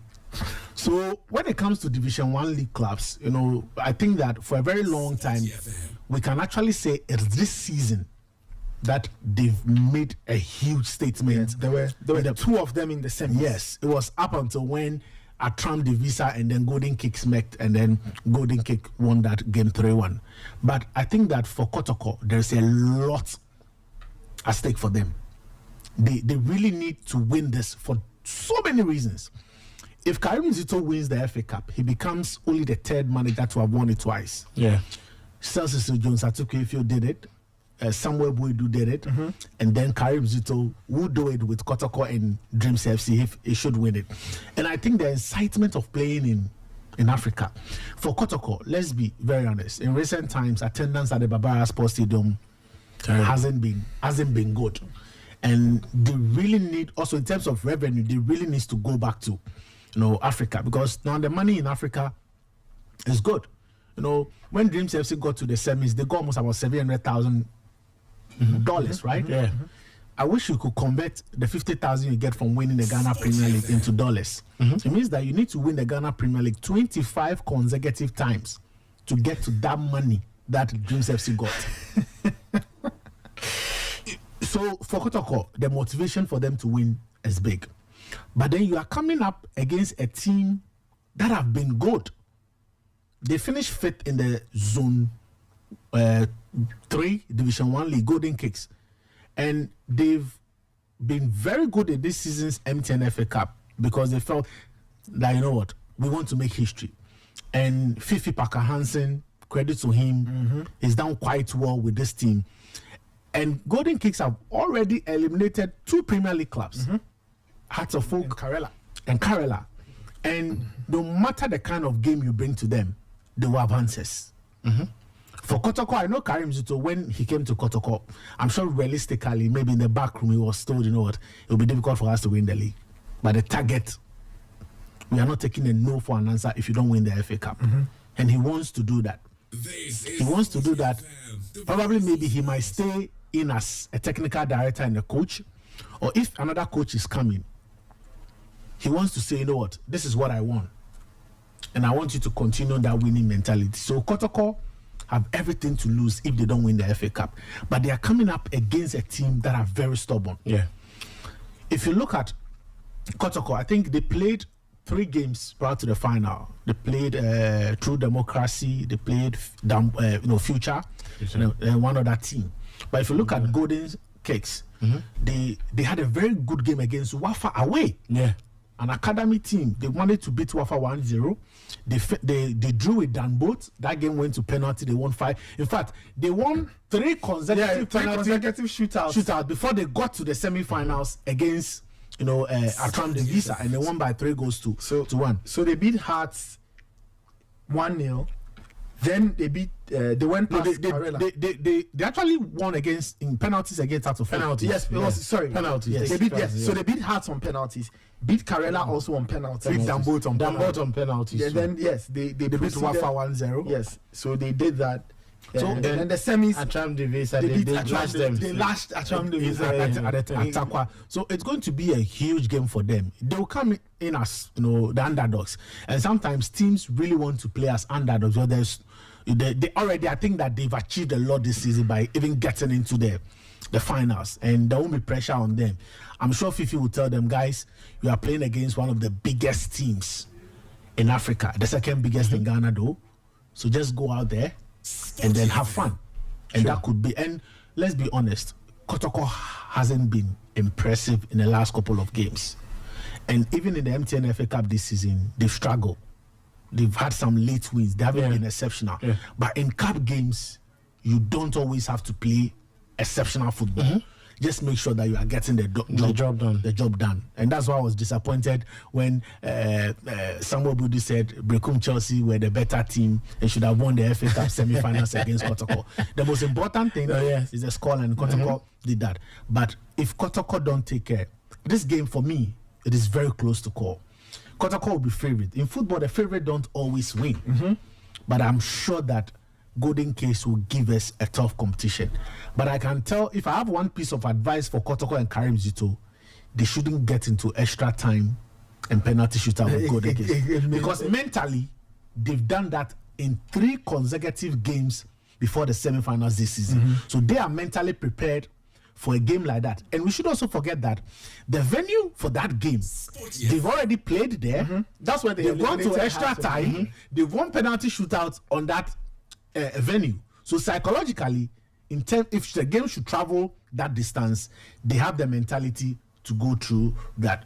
And I feel that we are going to have a very good game. I am very happy that at least we have a Division 1 club, and then we have a Premier League club as well. And if you look at the history of the MTN FA Cup since MTN came on board, every final that I've had a Division 1 club has been very close to call.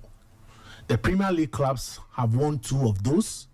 The last one to date that was Nani IFC against Kotoko. And so I'm sure Kotoko will say, you know what, we've suffered in the hands of a Division 1 league club before. And Karim Zito don't want to go down in history as the second manager to lose a cup final against the Division 1 league clubs. But hey, all I can say is I want to wish Golden Cakes the best of luck, and I wish they win. Because I don't support Kotoko. I'm not a huge fan. I pray Golden Cakes win. Well, all of that will be revealed on Saturday. Michael, let me bring you in. Yesterday, you had the MTN FA Cup committee members, or the trophy tour. It got to Kumasi. Let me play this voice of the Kumasi mayor and regional minister mobilizing supporters. Mike, and then you can give us some info on how that gathering played out and what the vibe is in Kumasi ahead of Saturday's final. So let's hear from the Kumasi mayor and the regional minister on the need to mobilize fans, or trying to mobilize fans to attend this weekend's MTN FA Cup final. Regional minister himself has also taken it upon himself that the 2 of us, we should try as much as possible to start visiting our circles and make sure that we mobilize our supporters front.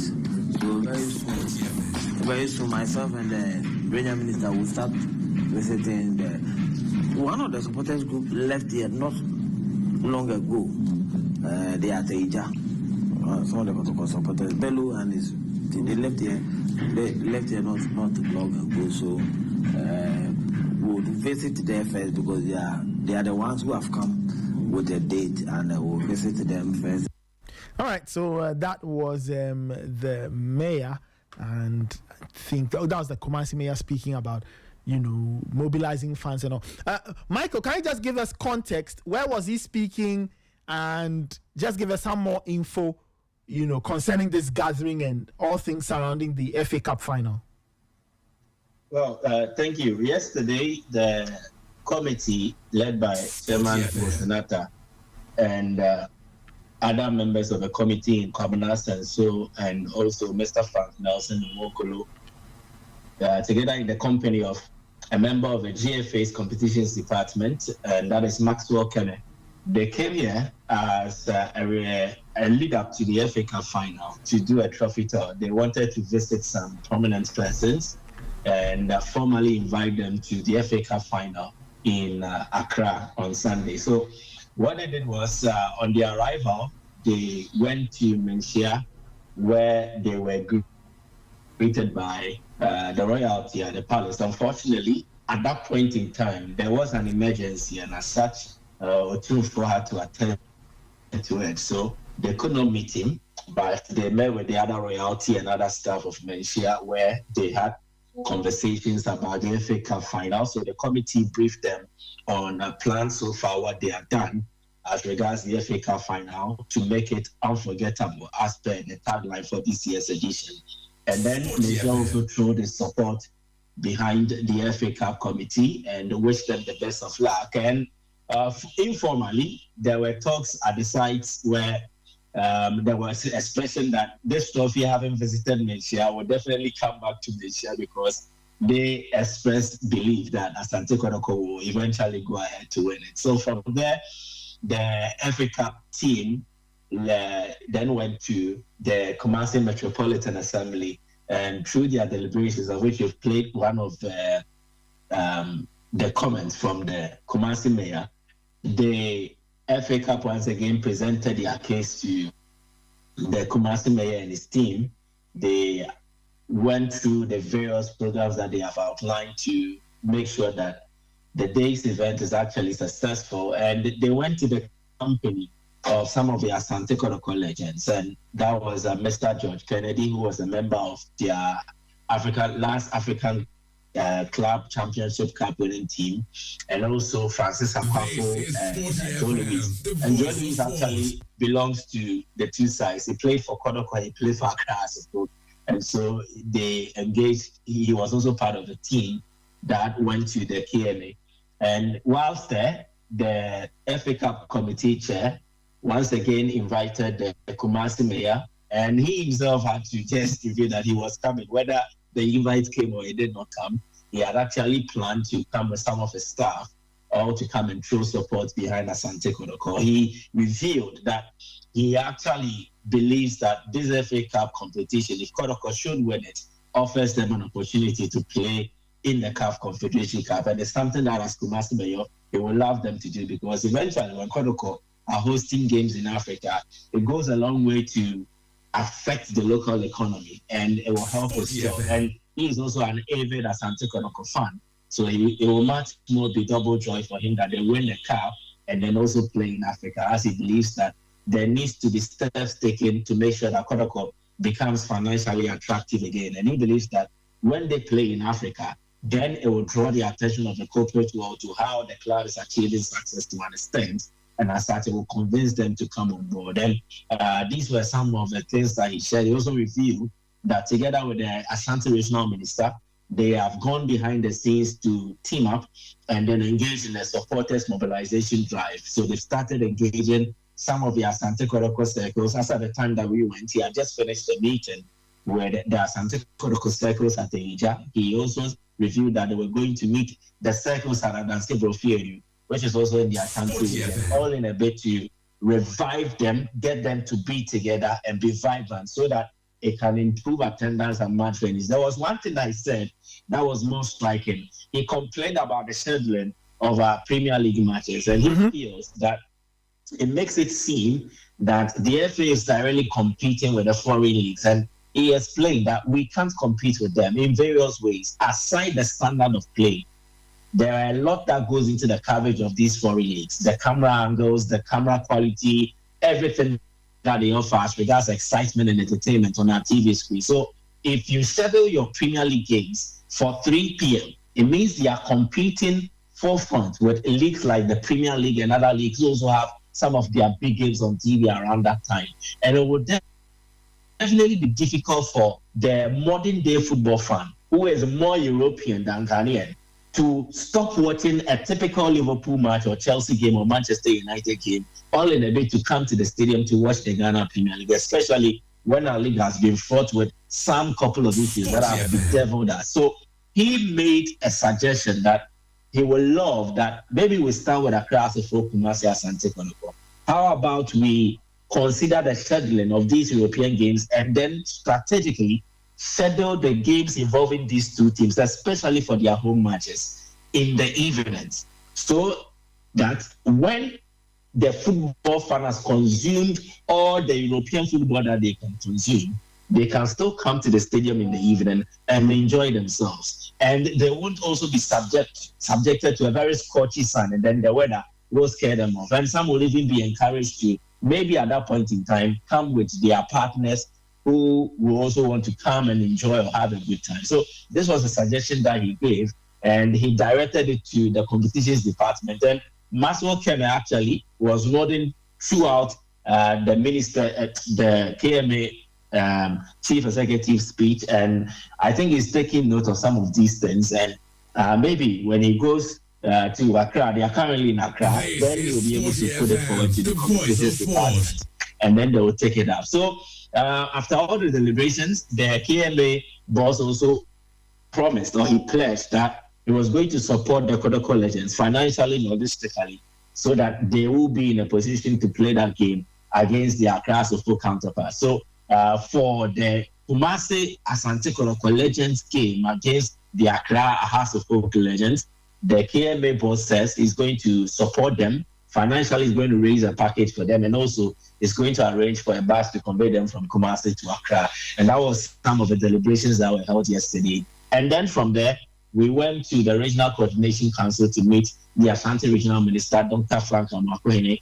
After the time we went there, we went to meet Fanny Faze and also Kwekumenu. And they were excited about the whole FA Cup final project. So they decided to take photos with the FA Cup trophy, and they throw their support behind it and offer that if their services will be needed, they also come and support it on Sunday. And then we went to meet the regional minister. He was so much excited about it, albeit he claimed he was tired. He was very happy to see the FA Cup trophy come to him. And let me say one thing he said. Trophy with the somebody and definitely has to take win the trophy.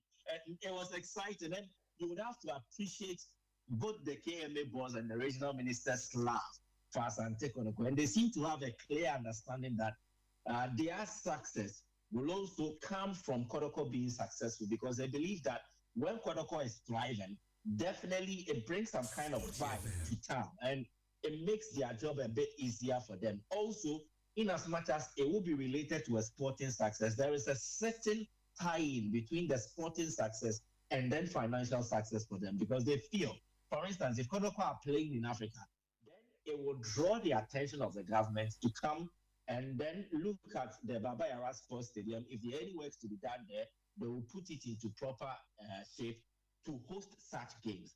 And eventually, when this is done, it means that they will cater for a lot of the club licensing requirements, allowing for the Black Stars to come into town once again. Because it's been some time, or it's been a while since the Black Stars actually played in Accra. So this is mostly the thinking of the KMA boss and then the Ashanti Regional Minister. And they made this known during their deliberations with the FA Cup committee, and they were very happy. They pledged their support. But the regional minister also pledged the support that was going to support the Kumasi Asante Kotoko Legends. And then whenever the FA Cup committee would need anything, they should just call on him, and he was ready to offer the necessary support. And then from there, we went to the MTN office at Ahunjo to fraternize with the MTN FA Cup staff MTN Sorry staff, Yeah. and they also had some photo sessions with the cup, with the trophy, and then they also expressed their goodwill and all that. Then they were very happy that they will also be coming to support it. So, in a nutshell, I think it was a very successful exercise. It was fun, and it is something that if the FA Cup committee are taking records or taking account of some of the things that they did, they will actually factor it in because it was something that they really enjoyed. Interesting stuff. Felix, okay, before I come to you, Michael, do you think that enough buzz has been created concerning Sunday's final? Yes, you've painted a very lovely picture of the various events that happened yesterday, the interaction, the session, and all. But do you think that broadly in the city of Kumasi, there's a good buzz around the MTN FA Cup final? Yeah, but I think the vibe would have been different if Kodoko was here in Kumasi. But after their game against the team decided to still camp in Accra. And so with Kodoko not being around, it's not allowed for the media to go to their training sessions, report them, have interviews and all that. So the coverage here as regards the media on the Kodoko team is low. They will have to rely on what the Kodoko media team will put out there on their socials, and then they will pick on it and then also report. So clearly you can't say that they are fiercely promoting or hyping the game up as they would have if maybe the game was to be played in Kumasi or the Kodoko team was camped in Kumasi. All the same, I think they've done their part. The report on it has been very encouraging, and you have to give it up to the media for being able to do this. But it could have been better, I must emphasize. It could have been better. I don't know how it is in Accra, but in Kumasi, with the factors that I enumerated, I don't think that they've actually done enough to push it to the extent that we expect. But for the other non-media entities, maybe for the clear labels, I think for him it was well prepared, because when we went there, I must hint this. When we went there, we just got that hint that they are preparing for something, and I must say, you could see that there was something FA Cup or Kotoko in his office. Do I need to mention it? There was something Kotoko around the mayor's office. He was ready, and I see. Well aware. Okay. Yes. The Ashanti Regional Minister Senela. The moment we got there, even before we entered the Ashanti Regional Minister's office, there is a video that I'll be sending to the guys very soon. Those working at the RCC had to rush to us, and then they wanted to have sessions with the FA Cup trophy. And then there were Kodoko fans amongst them. One Hasselhoff fan who was very, very loud. The Hasselhoff fan was like, "Yeni to me and Tia na mona mobeti mi are. Sunday the a golden cake." And the Kodoko fans started with their chat. Asante Kodoko was saying, yes. So on the outside, among the non-media guys, the public, it looks like the buzz is there, but in the media space, maybe they are getting a bit slower to it and all that. And I understand there is a bit of politics around this whole thing, the commentary, but that they will not be running commentary. They would have to pick it from one. Yes, the centralized feed. So exactly. So they've slowed down a bit, but they are doing their part. But I must say that in the public space, they are very much aware of Kodoko is playing in the final, and especially when they did not win the league. They want to go all out and win the FA Cup. So there are times where we pass through the streets and you hear people say, FA Cup, there's someone near Kobo Confederation Cup. So the people are very much aware. And I want to believe that they will organize themselves, and if they will bring buses to Accra just to bring fans to come and watch, definitely they will do that. I know they are doing their own organization and stuff. So that is the explanation I can give. I don't know for that in Accra, but for Kumasi, it is not so much popular in the media space, but within the public space, it is very popular, and they are very much aware of it. Interesting stuff. Felix, so just quickly as we wrap it up, in just a few words from, I mean, you have a very close relationship with the MTN FA Cup. Same question I asked Michael. Do you think that enough buzz has been created surrounding Sunday's final? Well, I think that for this season it's been difficult. It's been a very big challenge, and sometimes the excitement of a cup final you feel the buzz when your entire football season has gone quite well. And then also, depending on the teams that are into the final. I'm sure if it had been 2 Premier League teams, the excitement would have been... Yeah. Or if you had Hearts via Asante Kotoko. Or maybe, you understand. And I also feel that, let's be very honest, golden kicks won't give you that, mileage like if it was a Premier League club. But in cup games like this, I think we should also encourage the smaller teams to also get there. But this season, I must say that I haven't been really impressed with what we've done in terms of the MTN FA Cup, but we still have 2-3 days to go. I love the fact that there will be a game between Hearts holders and Kotoko holders as well, and that should be a huge motivation for people to come into the stadium. I'm sure the committee itself would also want to get to the campus and invite the guys on campus, the Vandals and co, and also let's use the opportunity to invite there. I know a couple of junior high students are on break because their seniors are writing their exams. We can also get them into the stadium, just make sure that the excitement is building up. I love what I saw with the Women's FA Cup and then the Women's Premier League final. So it's doable. Last season we saw the MTN FA Cup, the excitement that he came up with. So we can still do it this year. Just that I think in terms of football, we have a lot to do. And I believe that when we always get an incident-free Premier League season, we always have a very exciting FA Cup. So hopefully we can improve on it come next year. 9:22. This is still the Sporty Breakfast. Live on 106.1. All right, let's talk about the Ghana Football Awards happening this Saturday night. Charlie, there's a lovely. Is this heavy too?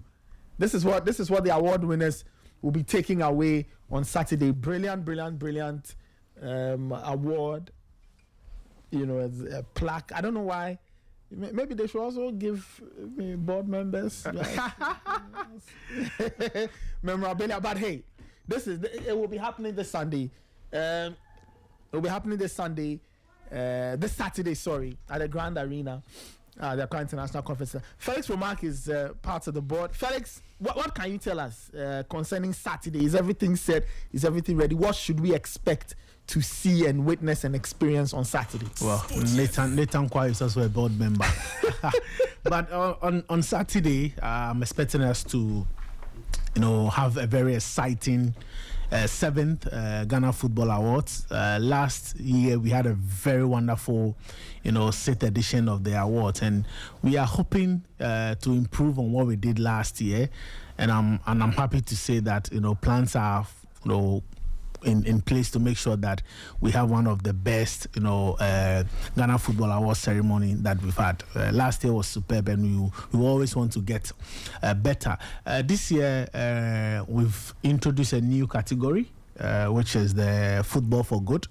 Football for Good, which we intend to award to a current footballer who is playing, who is using his resources, his time, his brand to impact, the communities in Ghana and maybe outside Africa and even in Africa as well. And then we've renamed one category, which was the Thumbs Up. We've renamed it to Football Impact Award. So Thumbs Up looks too ordinary and simple. But if you look at the people that wins it and what they do, we feel that it will be more reasonable to name it an Impact Award. So those are the 2 changes that we are bringing on board this year. And as usual, the topmost award will be the Footballer of the Year. Thomas Partey, Inaki Williams, and Antoine Semenyo. These 3 football blaster players have been nominated for the Footballer of the Year.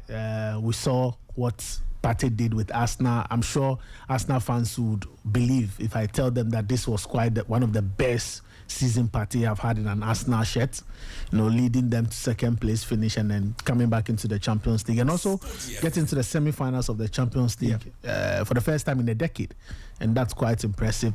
Antoine Semenyo, fantastic season he had with Bournemouth. I'll be surprised to see him stay there next season, scoring 11 goals. Inaki Williams, also excellent season with Atletico Madrid. He's now been named captain. They are also going to play Champions League football. One exciting thing I can say is the fact that we are having a lot of legends confirming they are coming. Wonderful. And then we have about 80% of the nominees attending the ceremony, and I think that will be like the first time we are having such a huge number. And I love the fact that the players are now beginning to appreciate that there is an awards now like this to reward what they do within the course of the season. And I'm proud to be a member of the board in making it making a success. And I believe that everybody would come on board and help. Without the footballers, without the ex-footballers, this can't be possible. So we are hoping to improve on it. The Ghana Football Awards have always been a program that is strictly by invitation. We don't sell tickets. So if somebody is out there selling tickets, they are lying to you. Yes, so it's strictly by invitation. It will be live on TV. So I'm sure coming up we'll put it on our social, which channel is showing, but I know it will be on DSTV. So if you are not there, if you don't get an invite to be there, you can watch it on TV starting at 7 p.m. Yeah. And let's add that SportyFM will also. Yes, Sporty will be there. Sporty have been supportive. We did their nominee announcement live on SportyFM on Fifi Banson's show. The support is massive, and so if you are not by TV and are not at the event, I'm sure you can tune into SportyFM to listen, watch it live. And I feel that it's going to be great. 7 p.m. is the red carpet. We do a red carpet at 7, our small cocktail session, and then we go straight into the night. I don't know if I can disclose those that are performed, but we are going to have a legend perform on the night. Oh, really? We are going to have a feel of good music, good vibes. We have about 3 musicians, top musicians that are performing on the night, and we have a surprise host as well. So I see surprise host. Yes, Nathaniel Lato hosts the program, but there is a surprise guest co-host. Yes, I see. Attached to him. So it's going to be quite fun. A black tie event or an African elegance. So just look good for the red carpet. You meet exciting footballers there. You meet celebrities as well. So at the Grand Arena, 14th June 2025, we are hoping to get a very exciting, Ghana Football Awards. And I've had a lot of people asking about the process, what goes into, the nominee selection and all that. And at the committee level, we have a committee that looks at the performance of Ghanaian players all over the world. So we put up with a long list of players and administrators into the various categories, and then we present it to Nathan Kwa and his board. And I'm proud to say that Mr. Carl Tufor is the board chairman. Augustine Ahimfo is the deputy to the board, the deputy chairman or the vice chairman. We have John Pento, also a board member. Gary R. Smith is a board member. Referee Alex Kote. Henry Asante Chum, Sadiq Obama, Jerome Ochi, Cleopatra Insia, the owner of Rich City. Then we have Matilda Demedo as well, as a board member, Daniel Odro as well, and then just as I said, Nathan Kwa. So these are the caliber of people that we have on the board. And then also when it comes to, so the board selects the players that guess into the various categories. And then we have what we call Club 100. The Club 100, yeah. So the Club 100 will vote for the winners. They vote for all categories except for the goal of the season. Goal of the season, that's decided by the fans. The fans. So that's strictly by fans. So they decide who gets to win the goal of the season. So the Club 100 it's a combination of seasoned journalists, all 18 Ghana Premier League teams, their coaches and captains get to vote. So I know Bashir Iford has voted, Karim Zuto has voted, Frederick Asari, a captain, has voted, and then the Blast Stars, the national team coaches and captains. So Jordan Ayew has voted. I know Desmond Ofe has voted as well. I know the Black Queens captain has voted. So this is the composition, and then PFAG have 1 vote, and the Ghana Goalkeepers Association, they also have 1 vote. So this is the Club 100. So these are the people that, sometimes you don't get all 100 of them to vote, but per what PwC does, if about 70% of them or 60, more than 50% plus votes, we are ready to announce the winner. But for now, we only get to know the winners on the day of the event, when they walk out onto the stage and then gives us the envelope. That's when we will disclose those who get to win the award. Just that we can confirm a few of the awards. We are awarding the Living Legend, which is very unique to the committee, to the board. Mr. Hariza Kaur, Herbert Mensah, Ken Bediako. These are living legends. They've contributed a lot to Ghana football. If you talk about Hariza Kaur, you know what Hariza Kaur did with Hearts of Oak. Yes. And then we talk about Herbert Mensah. It's not just about Kotoko, but I have so much respect for Herbert Mensah, the way he has handled the May 9th disaster. And I was at the game on that day. Wow, in 2001. I was at the game on that day, and in fact, I didn't even know all those things had happened until I got home. But the aftermath and the way he has handled victims, family of victims that have been left behind, so much respect for him. And when you talk about Kembe Diako, I don't think that when it comes to football and the history of Ghana football, I don't think there is somebody who has written a lot in terms of Ghana. I have a lot of history on the Ghana Premier League thanks to Ken Bediako. And with the board decided, let's start rewarding these people whilst they are still alive. We don't have to wait for them to pass on before we try and celebrate them. So whilst they are living, we feel that we at Ghana Football Awards should pay tribute to these people. So these 3 personalities would be awarded on the event day. And then we already know Stephen Awankona has won the Goal King. So we know Mary Amponsa won the women's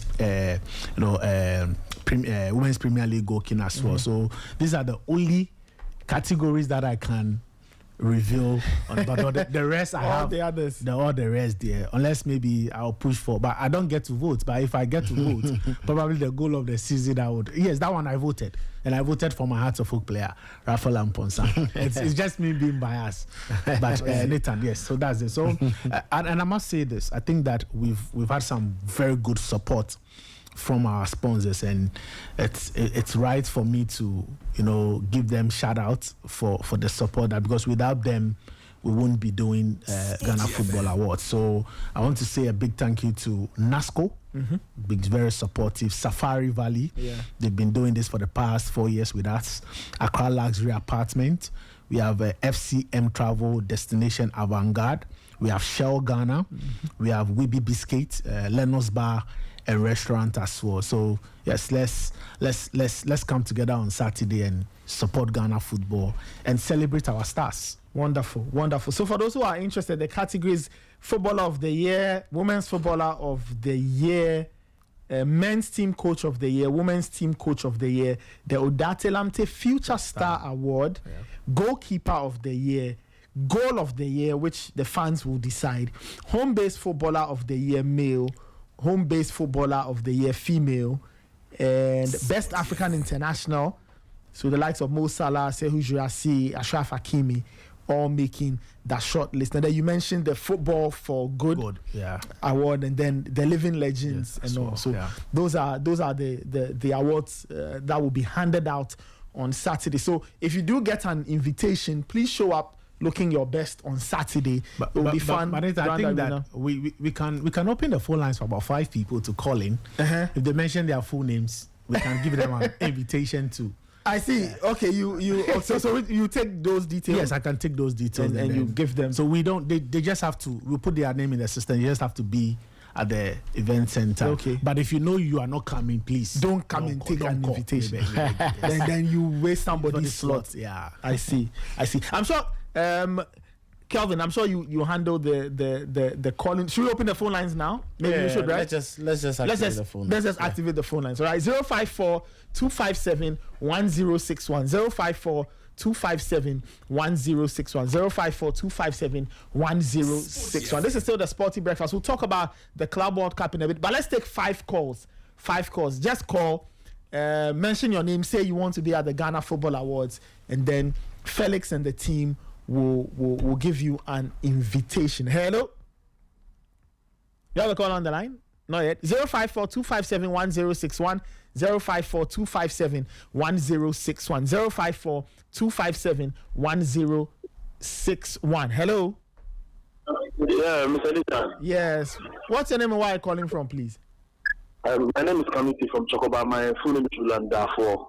Okay, all right. And you want to be at the Ghana Football Awards this Saturday? Yeah. Wonderful. So the team will take your details. Okay. Yeah, Felix. yeah. You've taken down the name. I've taken, so okay, no problem. So Felix has taken down your name. They'll put your name on the guest list. So Saturday, be at the Grand Arena, 7 p.m. Okay. And then you get to enjoy the Ghana Football Awards. Thank you, sir. Thank you. All right. Julanda. Okay. All right. Okay. 054-257-1061. 054-257-1061. Give us a call. Just call. Tell me you want to be at the Ghana Football Awards. Mention your full name clearly so that we can take the name down and put that in the system. Hello? My name is George Ochre. Okay. And you want to be at the Ghana Football Awards this Saturday? Yes, please. Wonderful. So Felix is taking. Can you mention your name again? George Ochre. George Ochre Mensa. George Ochre Mensa. I see. How is the Ochre spelled? Is it OTC or OKY? OKYERA. All right. I just wanted to be sure. Thank you so much for your call. 3 more calls. 054-257-1061. 054-257-1061. 054-257-1061. Hello? Yes. Nathan. Yes, sir. Yeah. My name is Imano Hansen. I mean, I'll not be able to make it. So why have you called? Imano, why have you called then? I want you to laugh more. All right, Imano. But Imano, your perception about Ghana football might change when it comes to so Imano, you know what? Yeah. Let's what Imano, mention your name. Go. This Saturday I'll be there. I'll see you. Mention your name.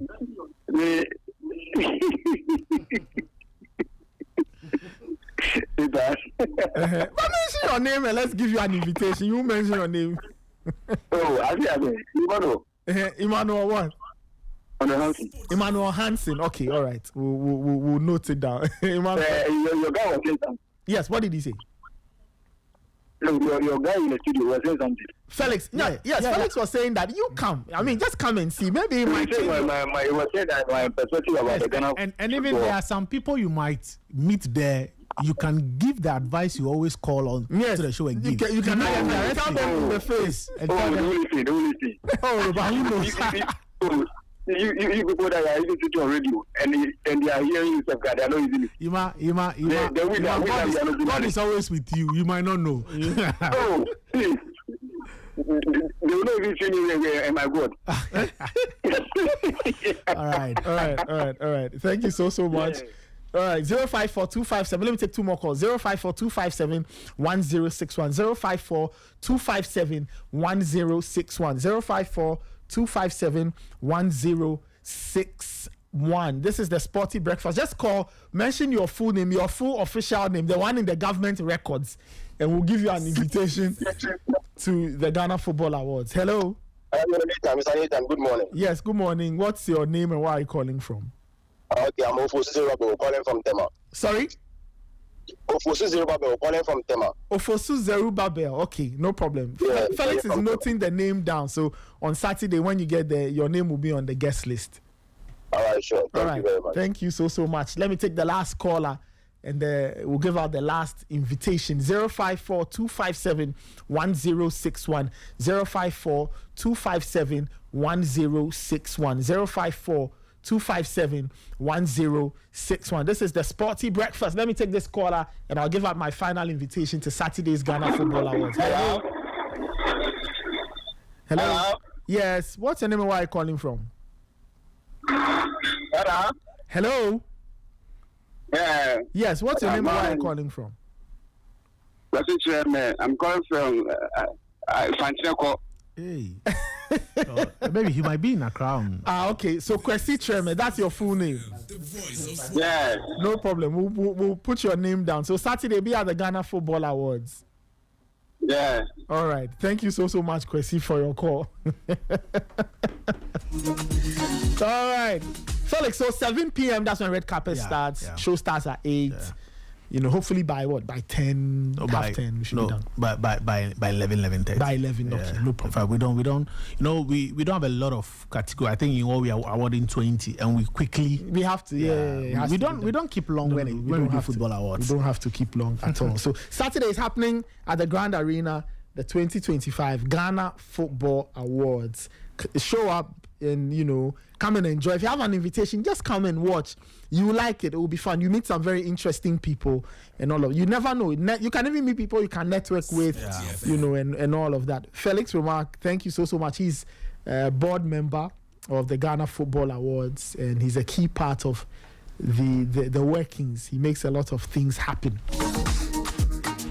All right, 9:41. The Club World Cup is starting this weekend. If you didn't know, it's on SportyFM. And if you think I'm lying, you just listen to this one. The time has come for the revamped Global Club Football Tournament, the 2025 FIFA Club World Cup. A new trophy, a new format, and the chance for one men's club to be crowned kings of the world. Here comes the biggest game ever. Among the 32 teams competing are newly crowned UEFA Champions League winners, Paris Saint-Germain of France, Brazil's Botafogo, who won the CONMEBOL Copa Libertadores, and Al Ahly of Egypt, who have claimed 3 of the last 4 CAF Champions League titles. Here are some frequently asked questions about the tournament. What is the FIFA Club World Cup? The Club World Cup is a tournament for 32 of the most successful football clubs around the world, mirroring the FIFA World Cup, which is contested between national teams. Teams can qualify for the FIFA Club World Cup by winning their elite continental trophy or performing well in key events in their region. When and where is the Club World Cup? The FIFA Club World Cup 2025 is being held in the USA between 14 June to 13 July across 12 stadiums in 11 cities across the country. It all begins with Lionel Messi's Inter Miami welcoming record African champions El Ahly to the Magic City on 14 June. The final will be held on 13 July at the MetLife Stadium in New York, New Jersey, which is also set to host the final of the 2026 FIFA Men's World Cup. How is the 2025 Club World Cup different to previous years? The tournament previously included just 7 teams made up of the champions of each continental competition across the world. That format has been reprised for the Intercontinental Cup, with Real Madrid triumphing in the inaugural final in 2024. For 2025, the Club World Cup will feature 32 teams in the same format as the FIFA World Cup, which featured 8 groups of 4 teams from 1998 to 2022. What is the format of the FIFA Club World Cup? The 32 teams are divided into groups A to H, each group featuring 4 teams who play each other once in group stage matches. The top 2 teams in the group standings will advance to the knockout stage, which begins at the round of 16, and see straight elimination games going all the way to the final. How was the team lineup determined for Football's Club World Cup? Qualified teams were determined by the winners of the continental club competitions, such as the UEFA Champions League and the Confederation's 4-year rankings. Of the 32 teams, Europe has the most representation with 12 teams, followed by South America with 6 teams. There are then 4 teams each from Asia, Africa, and North, Central America, and the Caribbean. Oceania has 1 team present, while a slot was allocated to the host nation's domestic champions. The final team to qualify were LAFC, who prevailed in the play-in match against Club America. How can I watch the Club World Cup? Sporty TV has broadcast rights to 26 matches, live and free to air in Ghana, Kenya, Nigeria, and South Africa. On radio, SportyFM has got you covered, of course. We have rights to all 63 games, so tune in for live coverage and updates all month long. You're locked onto Sporty 106.1 FM in Accra, 91.3 FM in Kumasi, and 102.5 FM in Takrade. Sporty, the voice of sport. So we are going to be big on the Club World Cup here at SportyFM 106.1 FM. We'll be bringing you live coverage of lots of games that we have lined up, starting with the first game. Al Ahly against Inter Miami. Very, very big game with lots of African interest in Al Ahly, who are record holders of the CAF Champions League. In Group A, Al Ahly, Inter Miami, Palmeiras from Brazil, and then FC Porto from Portugal. These are the clubs who find themselves in Group A. In Group B, Atletico Madrid, Botafogo, PSG, and then Seattle Sounders from that is Oceania, also finding themselves in Group B. And then in Group C, there is Auckland City, FC Bayern Munich, Benfica, and then Boca Juniors in that particular group. So very, very interesting groups are coming up in there. And in Group D, there is Chelsea, ES Tunis, that is Esperance Sportif, the Tunis, as well as Flamingo and then Lyon. These are the clubs that will be playing in that particular group. And in Group E, there is Internacional, Montreal, River Plate, as well as Urawa Reds. They find themselves in Group E. And in Group F, there is Borussia Dortmund, Fluminense, as well as Mamelodi Sundowns, and then Ulsan, with Group G having Al Ain, former club of former Black Stars captain and striker, that is Samuel Jan. In there is also Juventus as well as Manchester City, and with that Athletic Club that is from Morocco. And in Group H, there is Al Hilal, Pachuca, Real Madrid, and RB Salzburg. So these are the clubs who find themselves in the various groups of the Club World Cup. Yes, so from Group A to Group H, very expansive groupings in there. So that is the Club World Cup in there. The latest tables and knockout rounds getting to know. But let me feed you up with the groups or the fixtures for the African nations at the Club World Cup. Let's see how things will pan out for them. Mamelodi Sundowns will be looking forward to a very great one. But just like I told you, we are starting with the first game on that is Saturday midnight. Yes, midnight, at exactly midnight, right from the Ghana Football Awards. We walk into the Club World Cup. For Al Ahly, they are the most successful club in the world with 126 trophies. They will be playing their first game, so we'll be looking forward to Al Ahly having that first game that they will be playing. But we're looking forward to some big encounters. They play against Inter Miami, then before they play against Palmeiras, and then FC Porto. These are the games that will be coming up. So on Sunday, the 15th of June, at midnight, they play their first game. At 4 p.m. on Thursday, the 19th of June, they play against Palmeiras, and then at 1 GMT, that is 1 a.m., they play against FC Porto on the 24th of June. So these are the games for Al Ahly.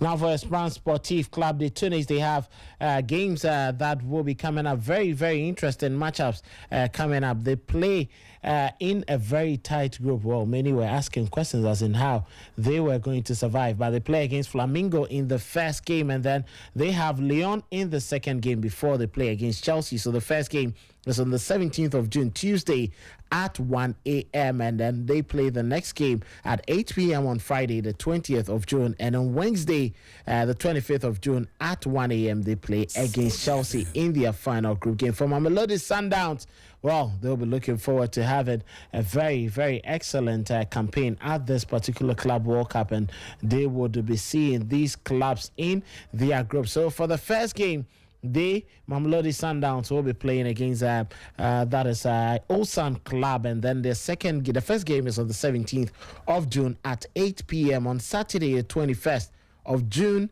they play against Borussia Dortmund at 4 p.m. And then the last game will be on the 25th of June at exactly 7 p.m. That game will be against Fluminense. So these are the games that will be coming up for the Club World Cup. So stay with us. Sporty FM, yes, we are going to bring you live coverage of every single game that you would have to know. But don't forget that this weekend is going to be a really, really packed weekend for you. Everything on Sporty FM, we have it for you. We'll be drawing curtains on the show very soon, but let's, acknowledge, let's acknowledge lots of people who are celebrating their birthdays today. Jerome Motre, he's been a regular with us here. Jerome, may the good Lord continue to bless you. Thank you for being available for us every now and then. And then to an incredible leader and mentor, wishing you a birthday filled with joy, reflections, and celebration. Your guidance and wisdom has been a lasting impact on me. Hey, what a message. This is coming from, that is Sarah Depa. Yes, God bless you, Daddy. And this is also another message for someone. You are not just my friend, but my rock, my confidant, and my best friend. Your unwavering support and love mean the world to me. Here's to another year of adventures, laughter, and making memories together. I love you more than words can say. Diana, this is also coming from Sarah Adepa. And then to Elizabeth Akiamentima Hayford, may the life that you have now and beyond be a blessing to others, and may the best gifts in life come your way. Be great and have an amazing year with lots of joy, success, and more money. Make the world your oyster. Happy birthday. This is coming from, the entire family and myself. Kelvin also answered, dear, have a very good celebration. Michael, before we draw curtains, I'm sure you know the Club World Cup and all the African nations who are, going to play in there, the African clubs who are playing in there. Which of the clubs do you think has a very good chance of progressing to the next stage? Well, my attention is not really on their sporting performance, but the opportunity it offers. This is much more like a money-making initiative for these clubs. The money that is on offer right before they kick a bomb is absolutely impressive. And definitely, when they get this opportunity to audition their football in America, they are basically auditioning for prospective sponsors, because I want to believe a lot of companies who have their eyes the Club World Cup. They're looking for marketing opportunities and all that. So I think for the African participants, it is not just about how well they do compete, but it's about how well they network, how well they're able to market themselves, and how well they're able to make or strike some partnership agreements with some of these multinational, international companies who are based in America. And that they participate in the Club World Cup offers now, because it portrays them as maybe the beacons of football success in Africa. It means they are doing a lot well in terms of their football in their respective countries, and also at the continental level. And it means that if companies are aligning with them, then they have an opportunity to extend their businesses to maybe a terrain where they don't normally operate, and also to a certain football fan base that they ordinarily not get. Because if I am a typical American company, I will not really have to, I will not really get that access to the South African football market. But here comes Mamelodi Sundowns. They offer such an opportunity. I strike a deal with them, and then we are done. So I think for the African participants, it is a win-win situation for them, irrespective of how results go.